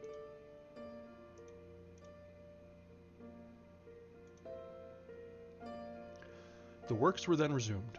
Cyrus Harding, Pencroft, and Ayrton, assisted by Neb, Gideon Spilett, and Herbert, except when unavoidably called off by other necessary occupations, worked without cessation. It was important that the new vessel should be ready in 5 months, that is to say, by the beginning of March, if they wished to visit Tabor Island before the equinoctial gales rendered the voyage impracticable. Therefore, the carpenters lost not a moment. Moreover, it was unnecessary to manufacture rigging, that of the Speedy having been saved entire, so that the hull only of the vessel needed to be constructed. At the end of the year 1868, found them occupied by these important labors, to the exclusion of almost all others. At the expiration of 2 months and a half, the ribs had been set up and the first planks adjusted. It was already evident that the plans made by Cyrus Harding were admirable, and that the vessel would behave well at sea. Pencroft brought to the task a devouring energy, and would even grumble when one or the other abandoned the carpenter's axe for the gun of the hunter. It was nevertheless necessary to keep up the stores of Granite House, in view of the approaching winter. But this did not satisfy Pencroft. The brave, honest sailor was not content when the workmen were not at the dockyard.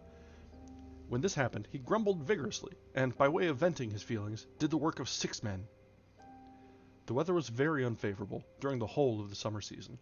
For some days the heat was overpowering, and the atmosphere, saturated with electricity, was only cleared by violent storms. It was rarely that the distant growling of the thunder could not be heard, like a low but incessant murmur, such as is produced in the equatorial regions of the globe. In the 1st of January, 1869, was signalized by a storm of extreme violence, and the thunder burst several times over the island. Large trees were struck by the electric fluid and shattered, and among others, one of those gigantic nettle trees which had shaded the poultry yard at the southern extremity of the lake. Had this meteor any relation to the phenomena going on in the bowels of the earth? Was there any connection between the commotion of the atmosphere and that of the interior of the earth? Cyrus Harding was inclined to think that such was the case, for the development of these storms was attended by the renewal of volcanic symptoms. It was on the 3rd of February that Herbert, having ascended at daybreak to the plateau of Prospect Heights to harness one of the onagers, perceived an enormous, hat-shaped cloud rolling from the summit of the volcano. Herbert immediately apprised the colonists, who at once joined him in watching the summit of Mount Franklin. "Ah!" exclaimed Pencroft, "those are not vapors this time. It seems to me that the giant is not content with breathing. He must smoke." This figure of speech, employed by the sailor, exactly expressed the changes going on in the mouth of the volcano. Already for 3 months had the crater emitted vapors more or less dense, but which were as yet produced only by an internal ebullition of mineral substances. But now the vapors were replaced by a thick smoke, rising in the form of a grayish column more than 300 feet in width at its base, and which spread like an immense mushroom to a height of from 700 to 800 feet above the summit of the mountain. "The fire is in the chimney," observed Gideon Spilett. "And we can't put it out," replied Herbert. "The volcano ought to be swept," observed Neb, who spoke as if perfectly serious. "Well said, Neb," cried Pencroft, with a shout of laughter. "And you'll undertake the job, no doubt." Cyrus Harding attentively observed the dense smoke emitted by Mount Franklin, and even listened, as if expecting to hear some distant muttering. Then, turning towards his companions, from whom he had gone somewhat apart, he said, "The truth is, my friends, we must not conceal from ourselves that an important change is going forward. The volcanic substances are no longer in a state of ebullition. They have caught fire, and we are undoubtedly menaced by an approaching eruption." "Well, captain," said Pencroft, We shall witness the eruption, and if it is a good one, we'll applaud it. I don't see that we need concern ourselves further about the matter." "It may be so," replied Captain Harding, "for the ancient track of lava is still open, and thanks to this, the crater has hitherto overflowed towards the north. And yet, as we can derive no advantage from an eruption, it might be better it should not take place," said the reporter. "Who knows?" answered the sailor. "Perhaps there may be some valuable substance in this volcano, which it will spout forth, and which we may turn to good account." Cyrus Harding shook his head with an air of a man who augured no good from the phenomenon whose development had been so sudden. He did not regard so lightly as Pencroft the results of an eruption. If the lava, in consequence of the position of the crater, did not directly menace the wooded and cultivated parts of the island, other complications might present themselves. In fact, eruptions are not unfrequently accompanied by earthquakes, and an island the nature of Lincoln Island, formed of substances so varied, basalt on one side, granite on the other, lava on the north, rich soil in the south, substances which consequently could not be firmly attached to each other, would be exposed to the risk of a disintegration. Although, therefore, the spreading of the volcanic matter might not constitute a serious danger, any movement of the terrestrial structure which should shake the island might entail the gravest consequences. "It seems to me," said Ayrton, who had reclined so as to place his ear to the ground, "it seems to me that I can hear a dull rumbling sound, like that of a wagon loaded with bars of iron." The colonists listened with the greatest attention, and were convinced that Ayrton was not mistaken. The rumbling was mingled with a subterranean roar, which formed a sort of rinforzando, and died slowly away, as if some violent storm had passed through the profundities of the globe. But no explosion properly so termed could be heard. It might therefore be concluded that the vapors and smoke found a free passage through the central shaft, and that the safety valve being sufficiently large, no convulsion would be produced, no explosion was to be apprehended.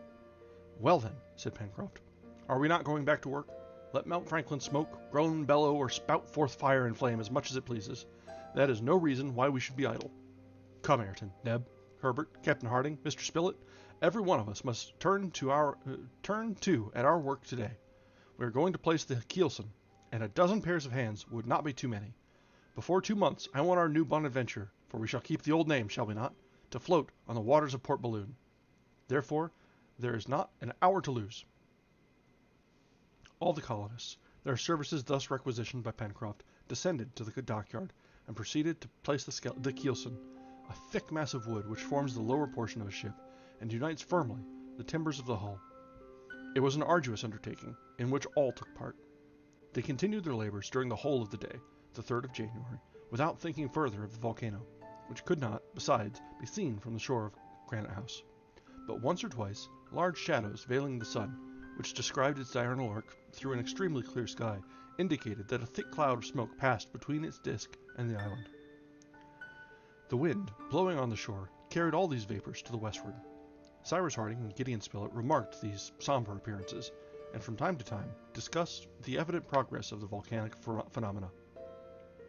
But their work went on without interruption. It was, besides, of the first importance, from every point of view, that the vessel should be finished with the least possible delay. In presence of the eventualities which might arise, the safety of the colonists would be to a great extent secured by their ship. Who could tell that it might not prove some day their only refuge? In the evening, after supper, Cyrus Harding, Gideon Spilett, and Herbert again ascended the plateau of Prospect Heights. It was already dark, and the obscurity would permit them to ascertain if flames or incandescent matter thrown up by the volcano were mingled with the vapor and smoke accumulated at the mouth of the crater. "The crater is on fire," said Herbert, who, more active than his companion, first reached the plateau. Mount Franklin, distant about 6 miles, now appeared like a gigantic torch, around the summit of which turned fuliginous flames.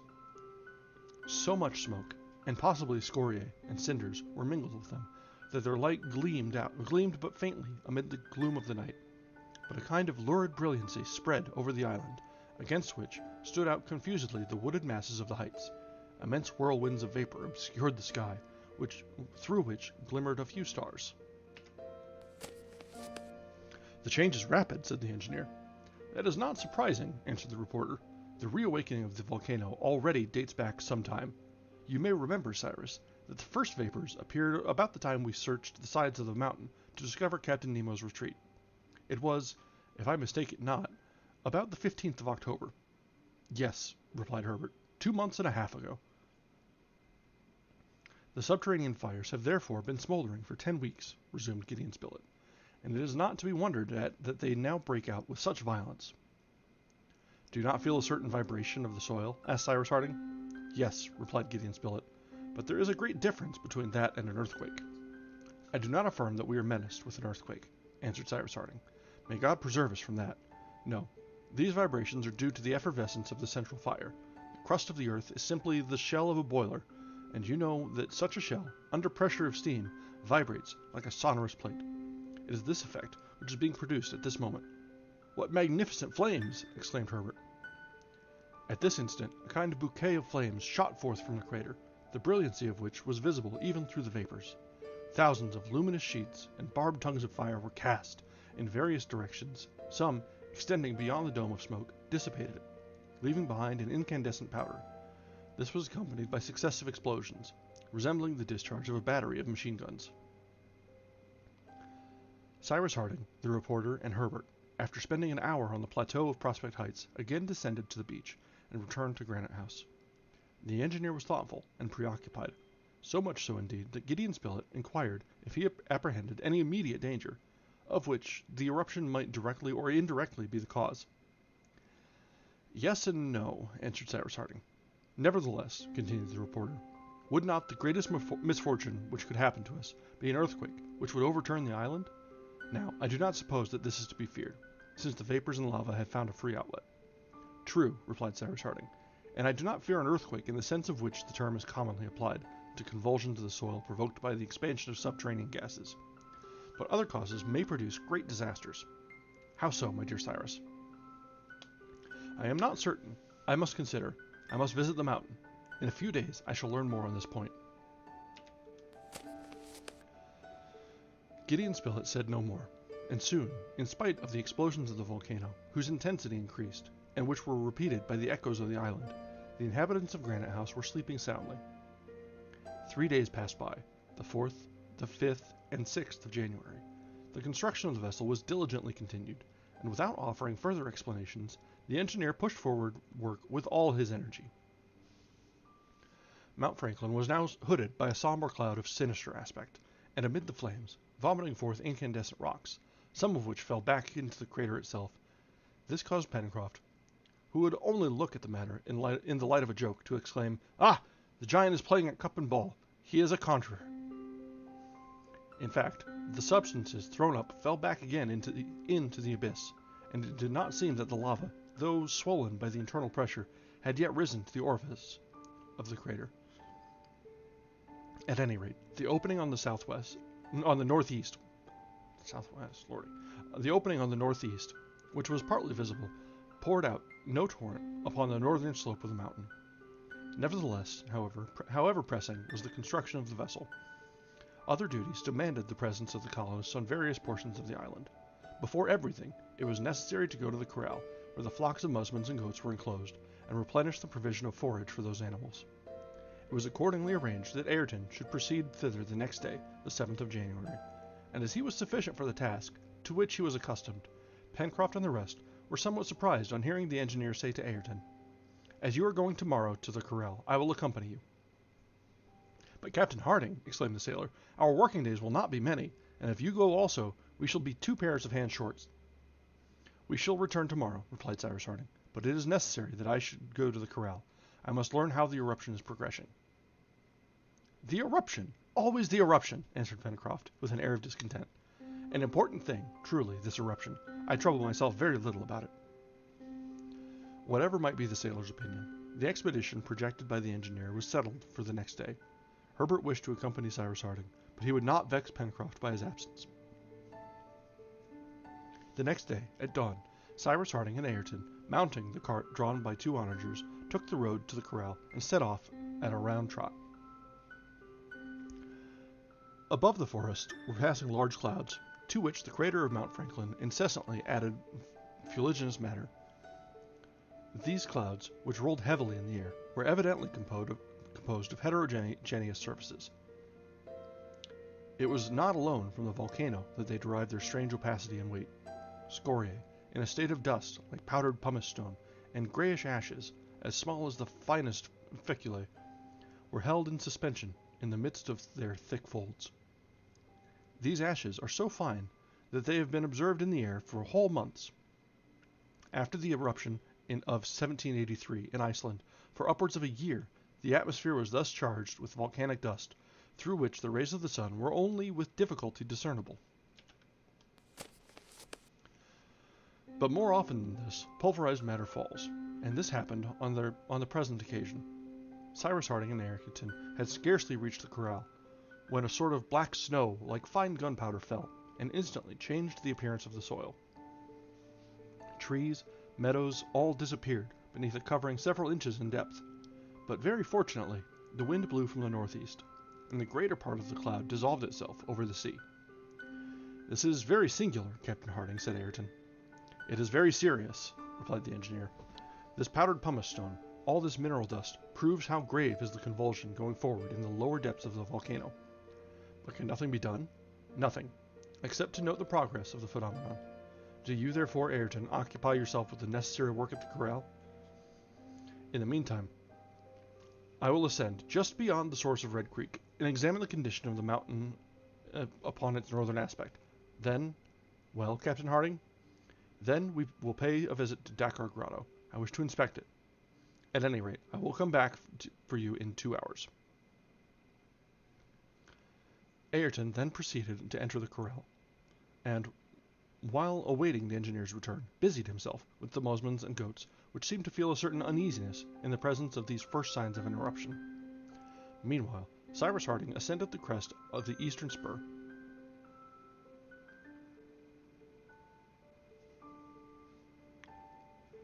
passed Red Creek, and arrived at the spot where he and his companions had discovered a sulphurous spring at the time of their first exploration. How changed was everything! Instead of a single column of smoke, he counted 13, forced through the soil as if violently propelled by some piston. It was evident that the crust of the earth was subjected in this part of the globe to a frightful pressure. The atmosphere was saturated with gases and carbonic acid, mingled with aqueous vapors. Cyrus Harding felt the volcanic tufa with which the plain was strewn, and which was but pulverized cinders, hardened into solid blocks by time, tremble beneath him, but he could discover no traces of fresh lava. The engineer became more assured of this when he observed all the northern part of Mount Franklin. Pillars of smoke and flame escaped from the crater. A hail of scoriae fell on the ground, but no current of lava burst from the mouth of the volcano, which proved that the volcanic matter had not yet attained the level of the superior orifice of the central shaft. "But I would prefer that it were so," said Cyrus Harding to himself. "At any rate, I would then know that the lava had followed its accustomed track. Who can say that it may not take a new course? But the danger does not consist in that. Captain Nemo foresaw it clearly. No, the danger does not lie there." Cyrus Harding advanced towards the enormous causeway whose prolongation enclosed the narrow short gulf. He could now sufficiently examine on this side the ancient channels of the lava. There was no doubt in his mind that the most recent eruption had occurred at a far distant epoch. He then returned by the same way, listening attentively to the subterranean mutterings which rolled like long-continued thunder, interrupted by deafening explosions. At 9 in the morning he reached the corral. Ayrton awaited him. "The animals are cared for, Captain Harding," said Ayrton. "Good, Ayrton." "They seem uneasy, Captain Harding." "Yes, instinct speaks through them, and instinct is never deceived." "Are you ready?" "Take a lamp, Ayrton," answered the engineer. "We will start at once." Ayrton did as desired. The onagers, unharnessed, roamed in the corral. The gate was secured on the outside, and Cyrus Harding, preceding Ayrton, took the narrow path which led westward to the shore. The soil they walked upon was choked with the pulverized matter, fallen from the cloud. No quadruped appeared in the woods. Even the birds had fled. Sometimes a passing breeze raised the covering of ashes, and the two colonists, enveloped in a whirlwind of dust, lost sight of each other. They were then careful to cover their eyes and mouths with handkerchiefs, for they ran the risk of being blinded and suffocated. It was impossible for Cyrus Harding and Ayrton, with these impediments, to make rapid progress. Moreover, the atmosphere was close, as if the oxygen had been partly burned up, and had become unfit for respiration. At every 100 paces they were obliged to stop and take breath. It was therefore past 10 o'clock when the engineer and his companion reached the crest of the enormous mass of rocks of basalt and porphyry which composed the northwest coast of the island. Ayrton and Cyrus Harding commenced the descent of this abrupt declivity, following almost step for step the difficult path which, during that stormy night, had led them to Dakkar Grotto. In open day, the descent was less perilous, and besides, the bed of ashes which covered the polished surface of the rock enabled them to make their footing more secure. At the ridge, at the end of the shore, about 40 feet in height, was soon reached. Cyrus Harding recollected that this elevation gradually sloped towards the level of the sea. Although the tide was at present low, no beach could be seen, and the waves, thickened by the volcanic dust, beat upon the basaltic rocks. Cyrus Harding and Ayrton found without difficulty the entrance to Dakkar Grotto, paused for a moment at the last rock before it. "The iron boat should be there," said the engineer. "It is here, Captain Harding," replied Ayrton, drawing towards him the fragile craft, which was protected by the arch of the vault. "On board, Ayrton." The two colonists stepped into the boat. A slight undulation of the waves carried it further under the low arch of the crypt, and there Ayrton, with the aid of flint and steel, lighted the lamp. He then took the oars, and the lamp having been placed in the bow of the boat, so that its rays fell before them, Cyrus Harding took the helm and steered through the shades of the grotto. The Nautilus was there no longer to illuminate the cavern with its electric light. Possibly it might not yet be extinguished, but no ray escaped from the depths of the abyss, in which reposed all that was mortal of Captain Nemo. The light afforded by the lamp, although feeble, nevertheless enabled the engineer to advance slowly, following the wall of the cavern. A death-like silence reigned under the vaulted roof, or at least in the anterior portion, for soon Cyrus Harding distinctly heard the rumbling which proceeded from the bowels of the mountain. "That comes from the volcano," he said. Besides these sounds, the presence of chemical combinations was soon betrayed by their powerful odor, and the engineer and his companion were almost suffocated by sulphurous vapors. "This is what Captain Nemo feared," murmured Cyrus Harding, changing countenance. "We must go to the end, notwithstanding." "Forward," replied Ayrton, bending to his oars and directing the boat towards the head of the cavern. 25 minutes after entering the mouth of the grotto, the boat reached the extreme end. Cyrus Harding then, standing up, cast the light of the lamp upon the walls of the cavern which separated it from the central shaft of the volcano. What was the thickness of this wall? It might be 10 or 100 feet. It was impossible to say, but the subterranean sounds were too perceptible to allow the supposition that it was of any great thickness. The engineer, after having explored the wall at a certain height horizontally, fastened the lamp to the end of an oar and again surveyed the basaltic wall at a greater elevation. There, through scarcely visible clefts and joinings, escaped a pungent vapor, which infected the atmosphere of the cavern. The wall was broken by large cracks, some of which extended to within 2 or 3 feet of the water's edge. Cyrus Harding thought for a brief space. Then he said in a low voice, "Yes, the captain was right. The danger lies there, and a terrible danger." Ayrton said not a word, but upon a sign from Cyrus Harding resumed the oars, and half an hour later the engineer and he reached the entrance of Dakkar Grotto. This brings us to the end of chapter 18. Let's see, it says we're about 95, almost 96% through. Let's take a look at the table of contents here. There are only 2 chapters left. How long are they?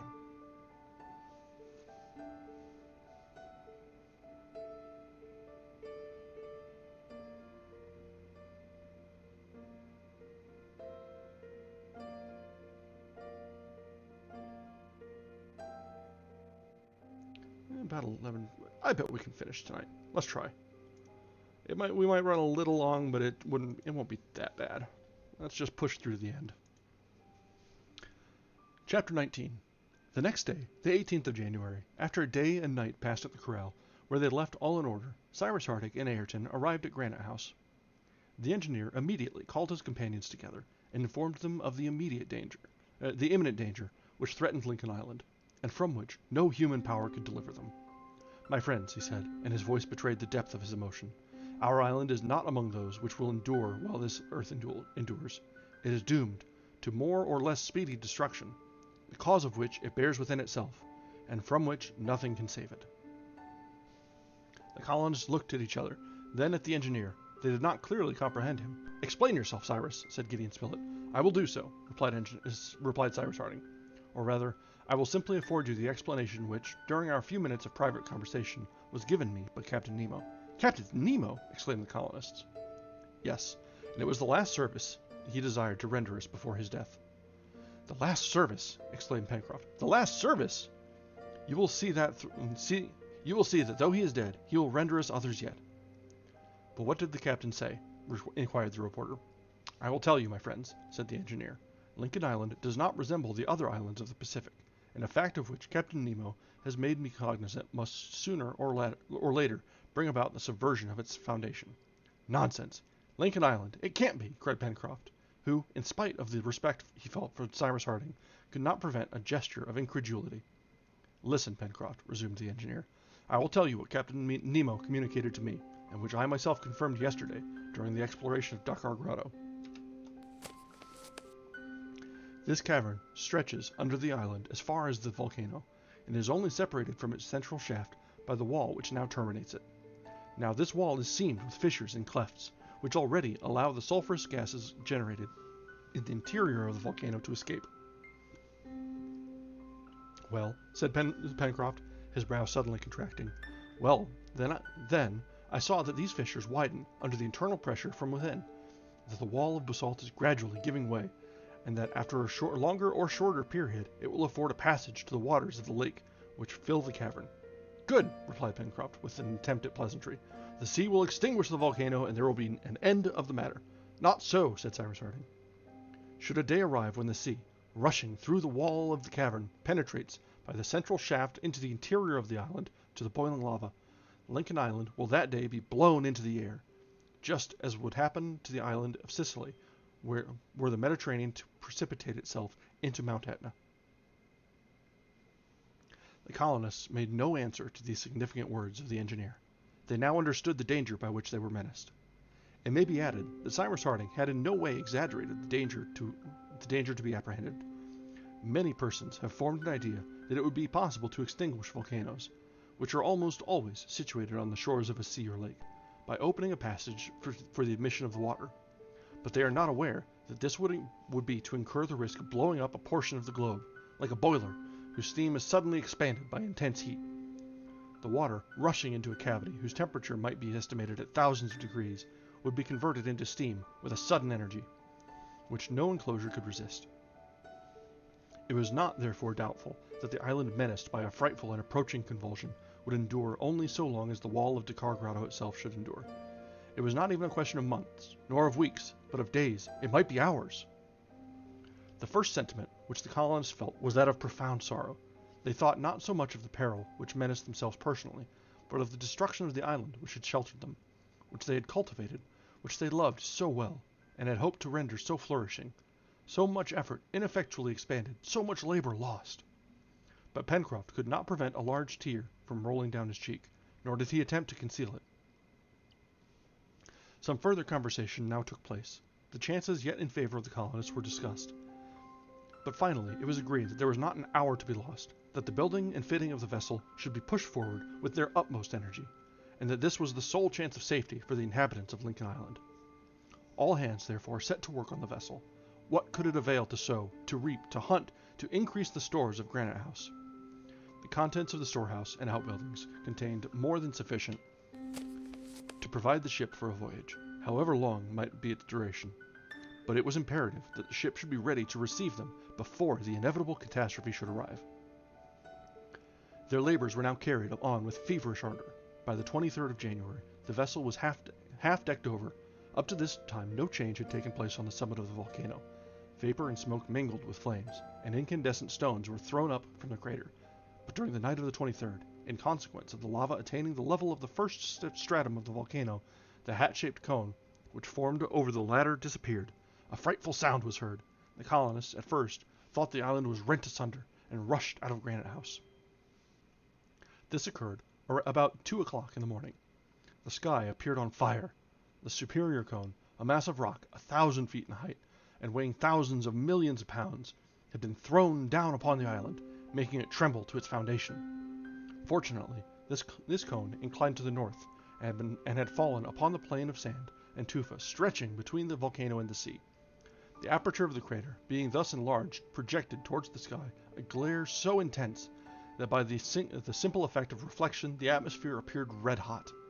At the same time, a torrent of lava, bursting from the new summit, poured out in long cascades, like water escaping from a vase too full, and 1,000 tongues of fire crept over the sides of the volcano. "The corral! The corral!" exclaimed Ayrton. It was, in fact, towards the corral that the lava was rushing as the new crater faced the east, and consequently the fertile portions of the island, the springs of Red Creek and Jacamar Wood, were menaced with instant destruction. At Ayrton's cries, the colonists rushed to the onager's stables. The cart was at once harnessed. All were possessed by the same thought, to hasten to the corral and set at liberty the animals it enclosed. Before 3 in the morning they arrived at the corral. The cries of the terrified musmons and goats indicated the alarm which possessed them. Already a torrent of burning matter and liquefied minerals fell from the side of the mountain upon the meadows as far as the side of the palisade. The gate was burst open by Ayrton, and the animals, bewildered with terror, fled in all directions.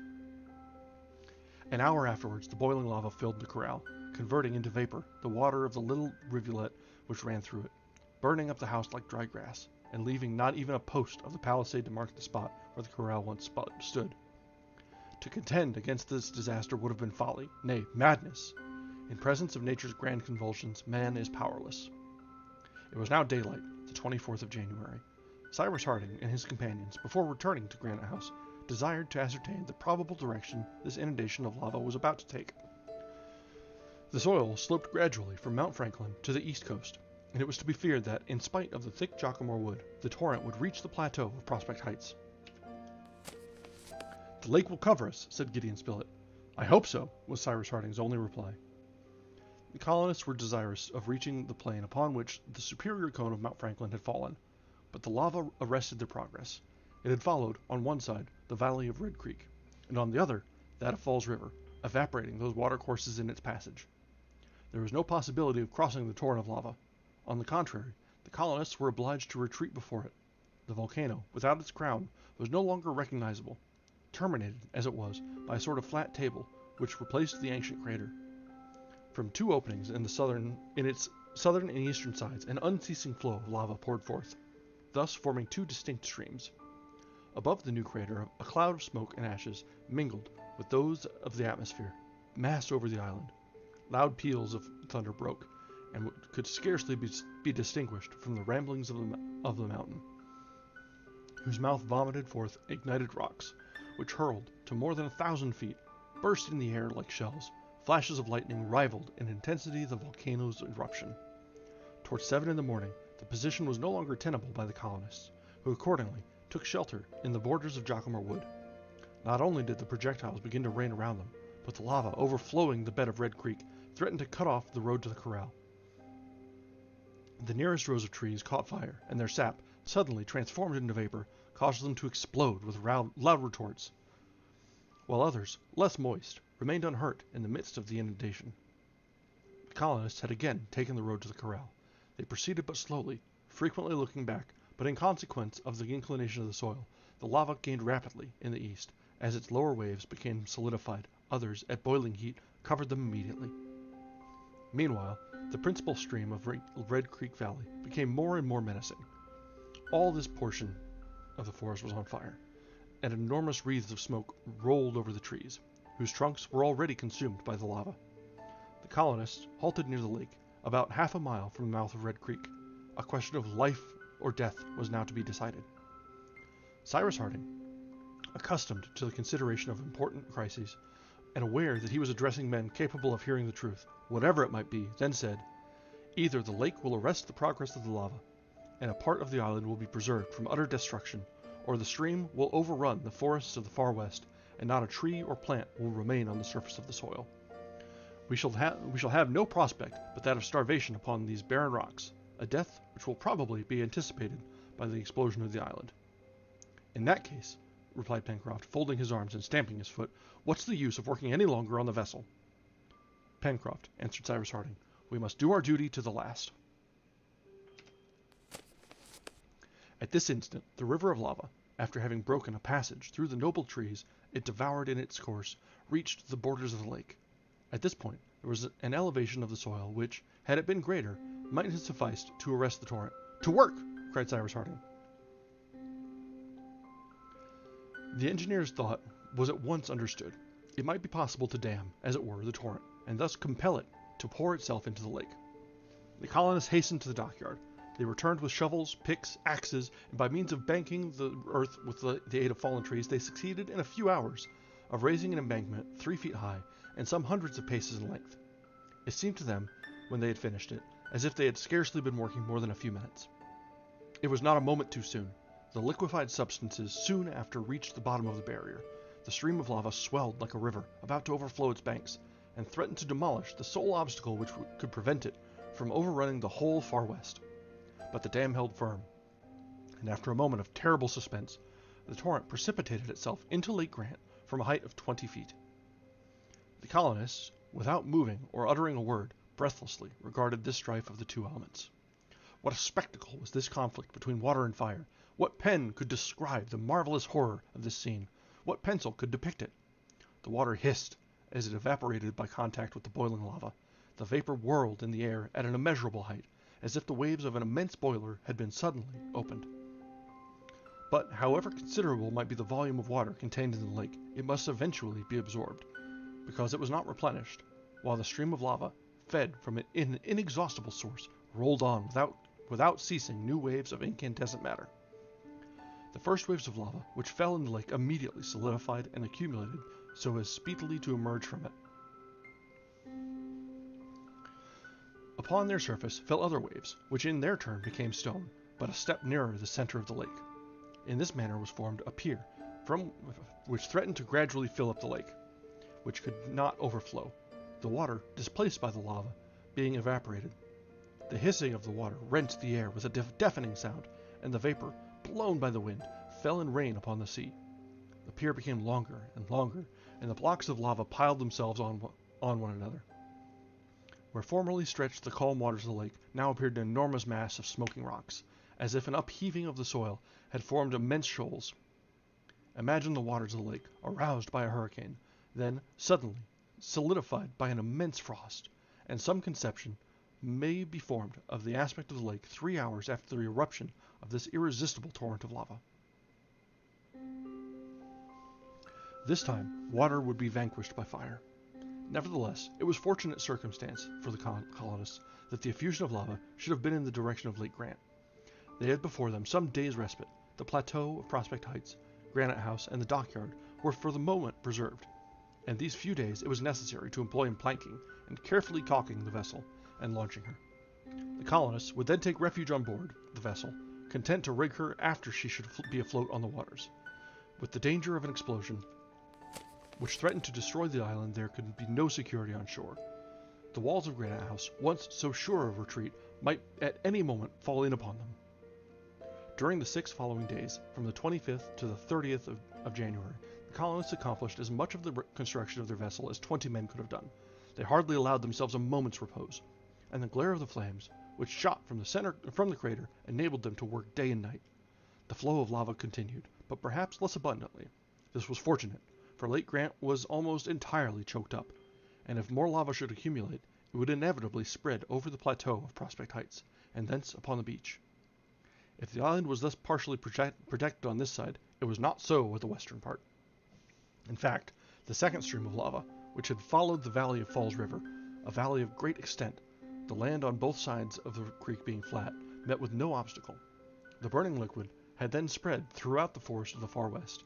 At this period of the year, when the trees were dried up by a tropical heat, the forest caught fire instantaneously, in such a manner that the conflagration extended itself both by the trunks of the trees and by their higher branches, whose interlacement favored its progress. It even appeared that the current of flame spread more rapidly among the summits of the trees than the current of lava at their bases. Thus it happened that the wild animals, jaguars, wild boars, capybaras, koalas, and game of every kind, mad with terror, had fled to the banks of the Mersey and to the Tadorn Marsh, beyond the road to Port Balloon. But the colonists were too much occupied with their task to pay any attention to even the most formidable of these animals. They had abandoned Granite House, and would not even take shelter at the chimneys, but encamped under a tent near the mouth of the Mersey. Each day, Cyrus Harding and Gideon Spilett ascended the plateau of Prospect Heights. Sometimes Herbert accompanied them, but never Pencroft, who could not bear to look upon the prospect of the island now so utterly devastated. It was, in truth, a heart-rending spectacle. All the wooded part of the island was now completely bare. One single clump of grain trees raised their heads to the extremity of Serpentine Peninsula. Here and there were a few grotesque blackened and branchless stumps. The side of the devastated forest was even more barren than Tadorn Marsh. The eruption of lava had been complete. Where formerly sprang up that charming verdure, the soil was now nothing but a savage mass of volcanic tufa. In the valleys of the falls and Mersey rivers, no drop of water now flowed towards the sea, and should Lake Grant be entirely dried up, the colonists would have no means of quenching their thirst. But fortunately, the lava had spared the southern corner of the lake, containing all that remained of the drinking water of the island. Towards the northwest stood out the rugged and well-defined outlines of the sides of the volcano, like a gigantic claw hovering over the island. What a sad and fearful sight! And how painful to the colonists, who, from a fertile domain covered with forests, irrigated by watercourses and enriched by the produce of their toils, found themselves, as it were, transported to a desolate rock, upon which, but for the reserves of provisions, they could not even gather the means of subsistence. "It is enough to break one's heart," said Gideon Spilett one day. "Yes, Spilett," answered the engineer. "May God grant us the time to complete this vessel, now our sole refuge." "Do not you think, Cyrus, that the violence of the eruption has somewhat lessened? The volcano still vomits forth lava, but somewhat less abundantly, if I mistake not." "It matters little," answered Cyrus Harding. "The fire is still burning in the interior of the mountain, and the sea may break in at any moment. We are in the condition of passengers whose ship is devoured by a conflagration which they cannot extinguish, and who know that sooner or later the flames must reach the powder magazine. To work, Spilett, to work, and let us not lose an hour." During 8 days, that is to say, until the 7th of February, the lava continued to flow, but the eruption was confined within the previous limits. Cyrus Harding feared above all lest the liquefied matter should overflow the shore, for in that event the dockyard could not escape. Moreover, about this time, the colonists felt the frame of the island vibrations, which alarmed them to the highest degree. It was the 20th of February. Yet another month must elapse before the vessel would be ready for sea. Would the island hold together till then? The intention of Pencroft and Cyrus Harding was to launch the vessel as soon as the hull should be complete. The deck, the upperworks, the interior woodwork, and all the rigging might be finished afterwards, but the essential point was that the colonists should have an assured refuge away from the island. Perhaps it might even be better to conduct the vessel to Port Balloon, that is to say, as far as possible from the center of eruption, for at the mouth of the Mersey, between the islet and the wall of granite, it would run the risk of being crushed in the event of any convulsion. All the exertions of the voyagers were therefore concentrated upon the completion of the hull. Thus the 3rd of March arrived, and they might calculate upon launching the vessel in 10 days. Hope revived in the hearts of the colonists, who had, in this 4th year of their sojourn on Lincoln Island, suffered so many trials. Even Pencroft lost in some measure the somber taciturnity occasioned by the devastation and ruin of his domain. His hopes, it is true, were concentrated upon his vessel. "We shall finish it," he said to the engineer. "We shall finish it, Captain, and it is time, for the season is advancing, and the equinox will soon be here. Well, if necessary, we must put in to Tabor Island to spend the winter. But think of Tabor Island after Lincoln Island. Oh, how unfortunate! Who could have believed it possible?" "Let us get on," was the engineer's invariable reply. And they worked away without losing a moment. "Master," asked Neb, a few days later, "do you think all of this could have happened if Captain Nemo had been still alive?" "Certainly, Neb," answered Cyrus Harding. "I, for one, don't believe it," whispered Pencroft to Neb. "Nor I," answered Neb seriously. During the first week of March, appearances again became menacing. Thousands of threads, like glass, formed of fluid lava, fell like rain upon the island. The crater was again boiling with lava, which overflowed the back of the volcano. The torrent flowed along the surface of the hardened tufa, and destroyed the few meager skeletons of trees which had withstood the first eruption. The stream, following the time towards the southwest shore of the lake, the southwest shore of Lake Grant stretched beyond Creek Glycerin and invaded the plateau of Prospect Heights. This last blow to the work of the colonists was terrible. The mill, the buildings of the inner court, the stables were all destroyed. The affrighted poultry fled in all directions. Top and Jupe showed signs of the greatest alarm, as if their instinct warned them of an impending catastrophe.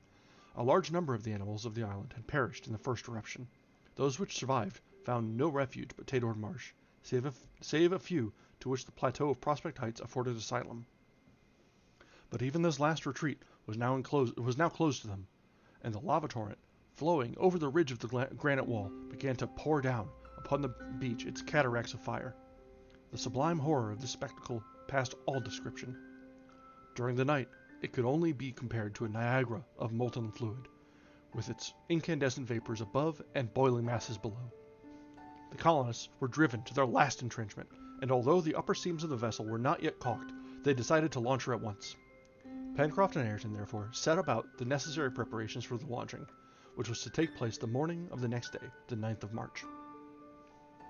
But during the night of the 8th, an enormous column of vapor escaping from the crater rose with frightful explosions to a height of more than 3,000 feet.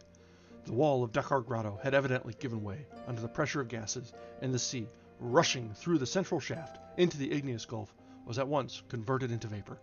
But the crater could not afford a sufficient outlet for this vapor. An explosion, which might have been heard at a distance of 100 miles, shook the air. Fragments of mountains fell into the Pacific, and in a few minutes the ocean rolled over the spot where Lincoln Island once stood. That's the end of chapter 19. We have only chapter 20 left to us, so let's keep going with this momentum and see the conclusion of this story, the end of the tale of Lincoln Island. Chapter 20. An isolated rock, 30 feet in length, 20 in breadth, scarcely 10 from the water's edge. Such was the only solid point which the waves of the Pacific had not engulfed. It was all that remained of the structure of Granite House. The wall had fallen headlong and been shattered to fragments, and a few of the rocks of the large room were piled one above another to form this point. All around had disappeared in the abyss, the inferior cone of Mount Franklin rent asunder by the explosion, the lava jaws of Shark Gulf, the plateau of Prospect Heights, Safety Islet, the granite rocks of Port Balloon, the basalts of Dakkar Grotto, the long Serpentine Peninsula. So distant, nevertheless, from the crater of the center of the eruption. All that could now be seen of Lincoln Island was the narrow rock which now served as a refuge to the 6 colonists and their dog Top.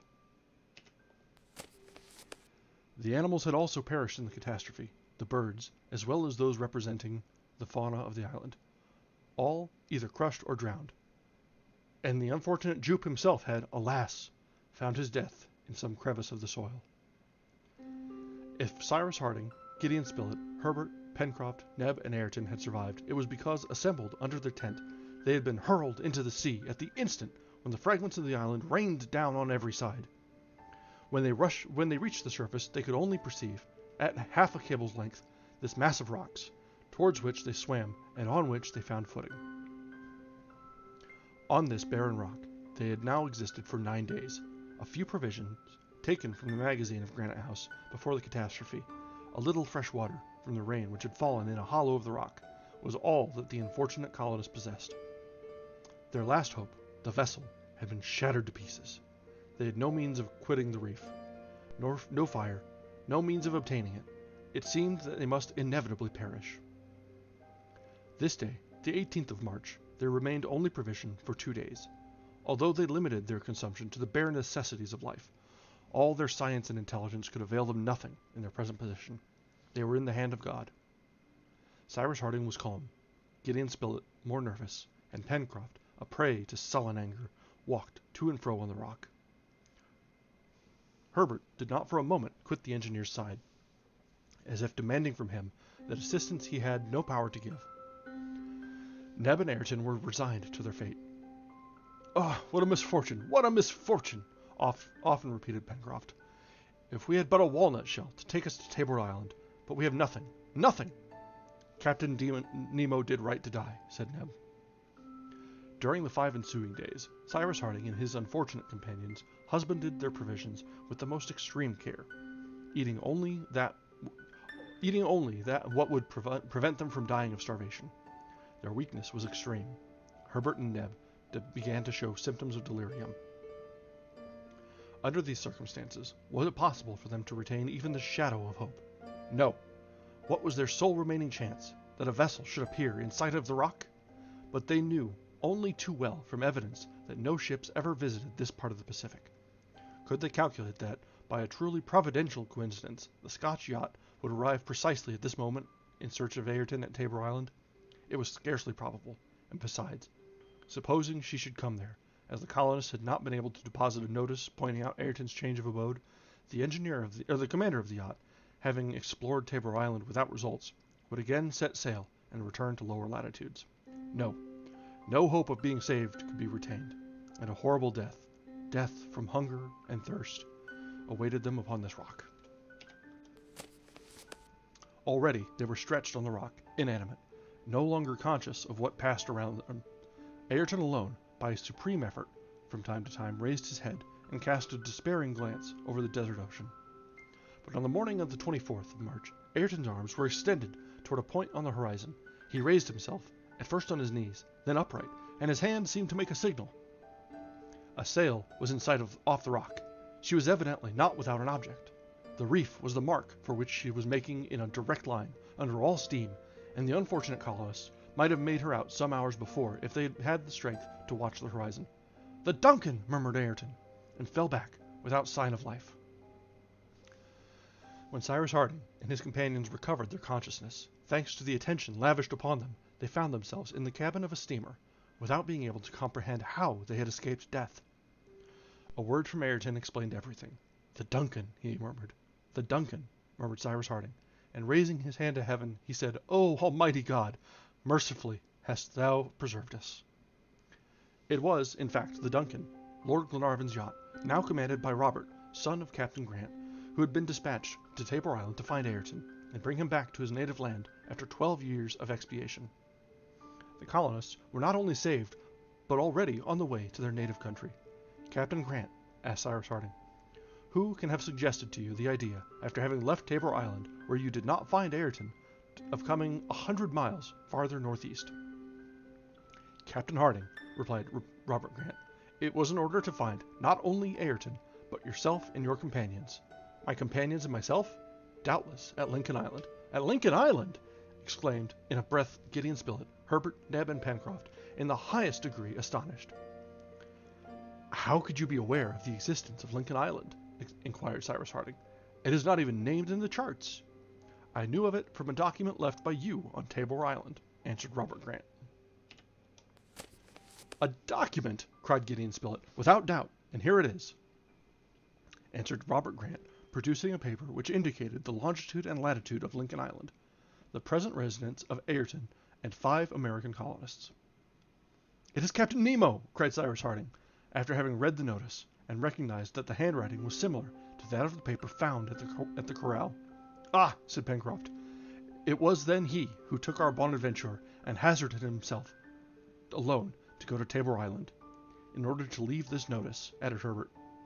"I was then right in saying," exclaimed the sailor, "that even after his death the captain would render us a last service." "My friends," said Cyrus Harding, in a voice of the profoundest emotion, "may the God of mercy have had pity on the soul of Captain Nemo, our benefactor." The colonists uncovered themselves at these last words of Cyrus Harding, and murmured the name of Captain Nemo. Then Ayrton, approaching the engineer, said simply, "Where should this coffer be deposited?" It was the coffer which Ayrton had saved at the risk of his life, at the very instant when the island had been engulfed, and which he now faithfully handed to the engineer. "Ayrton! Ayrton!" said Cyrus Harding, deeply touched, and then, addressing Robert Grant, "Sir," he added, "you left behind you a criminal. You find in his place a man who has become honest by penitence, and whose hand I am proud to clasp in mine." Robert Grant was now made acquainted with the strange history of Captain Nemo and the colonists of Lincoln Island. Then, observation being taken of what remained of the shoal, which must henceforward figure on the charts of the Pacific, the order was given to make all sail. A few weeks afterwards, the colonists landed in America and found their country once more at peace after the terrible conflict in which right and justice had triumphed. Of the treasures contained in the coffer left by Captain Nemo to the colonists of Lincoln Island, the larger portion was employed in the purchase of a vast territory in the state of Iowa. One pearl alone, the finest, was reserved from the treasure and sent to Lady Glenarvan in the name of the castaways restored to their country by the Duncan. There, upon this domain, the colonists invited to labor, that is to say, to wealth and happiness, all those to whom they had hoped to offer the hospitality of Lincoln Island. There was founded a vast colony, to which they gave the name of that island sunk beneath the waters of the Pacific. A river there was called the Mercy. A mountain took the name of Mount Franklin. A small lake was named Lake Grant, and the forests became the forests of the Far West. It might have been an island on terra firma. There, under the intelligent hands of the engineer and his companions, everything prospered. Not one of the former colonists of Lincoln Island was absent, for they had sworn to live always together. Neb was with his master. Ayrton was there ready to sacrifice himself for all. Pencroft was more a farmer than he had ever been a sailor. Herbert, who completed his studies under the superintendence of Cyrus Harding and Gideon Spilett, who founded the New Lincoln Herald, the best informed journal in the world. There, Cyrus Harding and his companions received at intervals visits from Lord and Lady Glenarvan, Captain John Mangles and his wife, the sister of Robert Grant himself, Major McNabb, and all those who had taken part in the history both of Captain Grant and Captain Nemo. There, to conclude, all were happy, united in the present as they had been in the past, but never could they forget that island upon which they had arrived poor and friendless, that island which, during 4 years, had supplied all their wants, and of which there remained but a fragment of granite washed by the waves of the Pacific, the tomb of him who had borne the name of Captain Nemo. And this brings us to the end of the Mysterious Island. We've gone well over time tonight, so I won't stick around to talk too much about the book. But I think probably this Tuesday's session, we won't read anything, we won't be starting a new book, but we'll use it to kind of think and reflect on the Mysterious Island, and maybe take suggestions on what we should read next. I'll probably I've got something planned that we'll be able to go through to fill the time, and in case people are about or not. But we won't be starting a new project until this weekend. So probably on Friday we'll have a new book picked out and go from there. So then, thank you very much for joining us tonight and for this adventure through the Mysterious Island. Thank you, Ziyan, for the suggestion. It has been a wonderful book and selection to go through.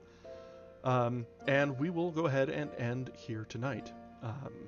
Again, thank you very much for joining us, and hope you've enjoyed this reading of The Mysterious Island by Jules Verne. And on Tuesday, we'll go through reflections and thoughts on the book, and just, in general, just chat. So until then, have a great night, everyone.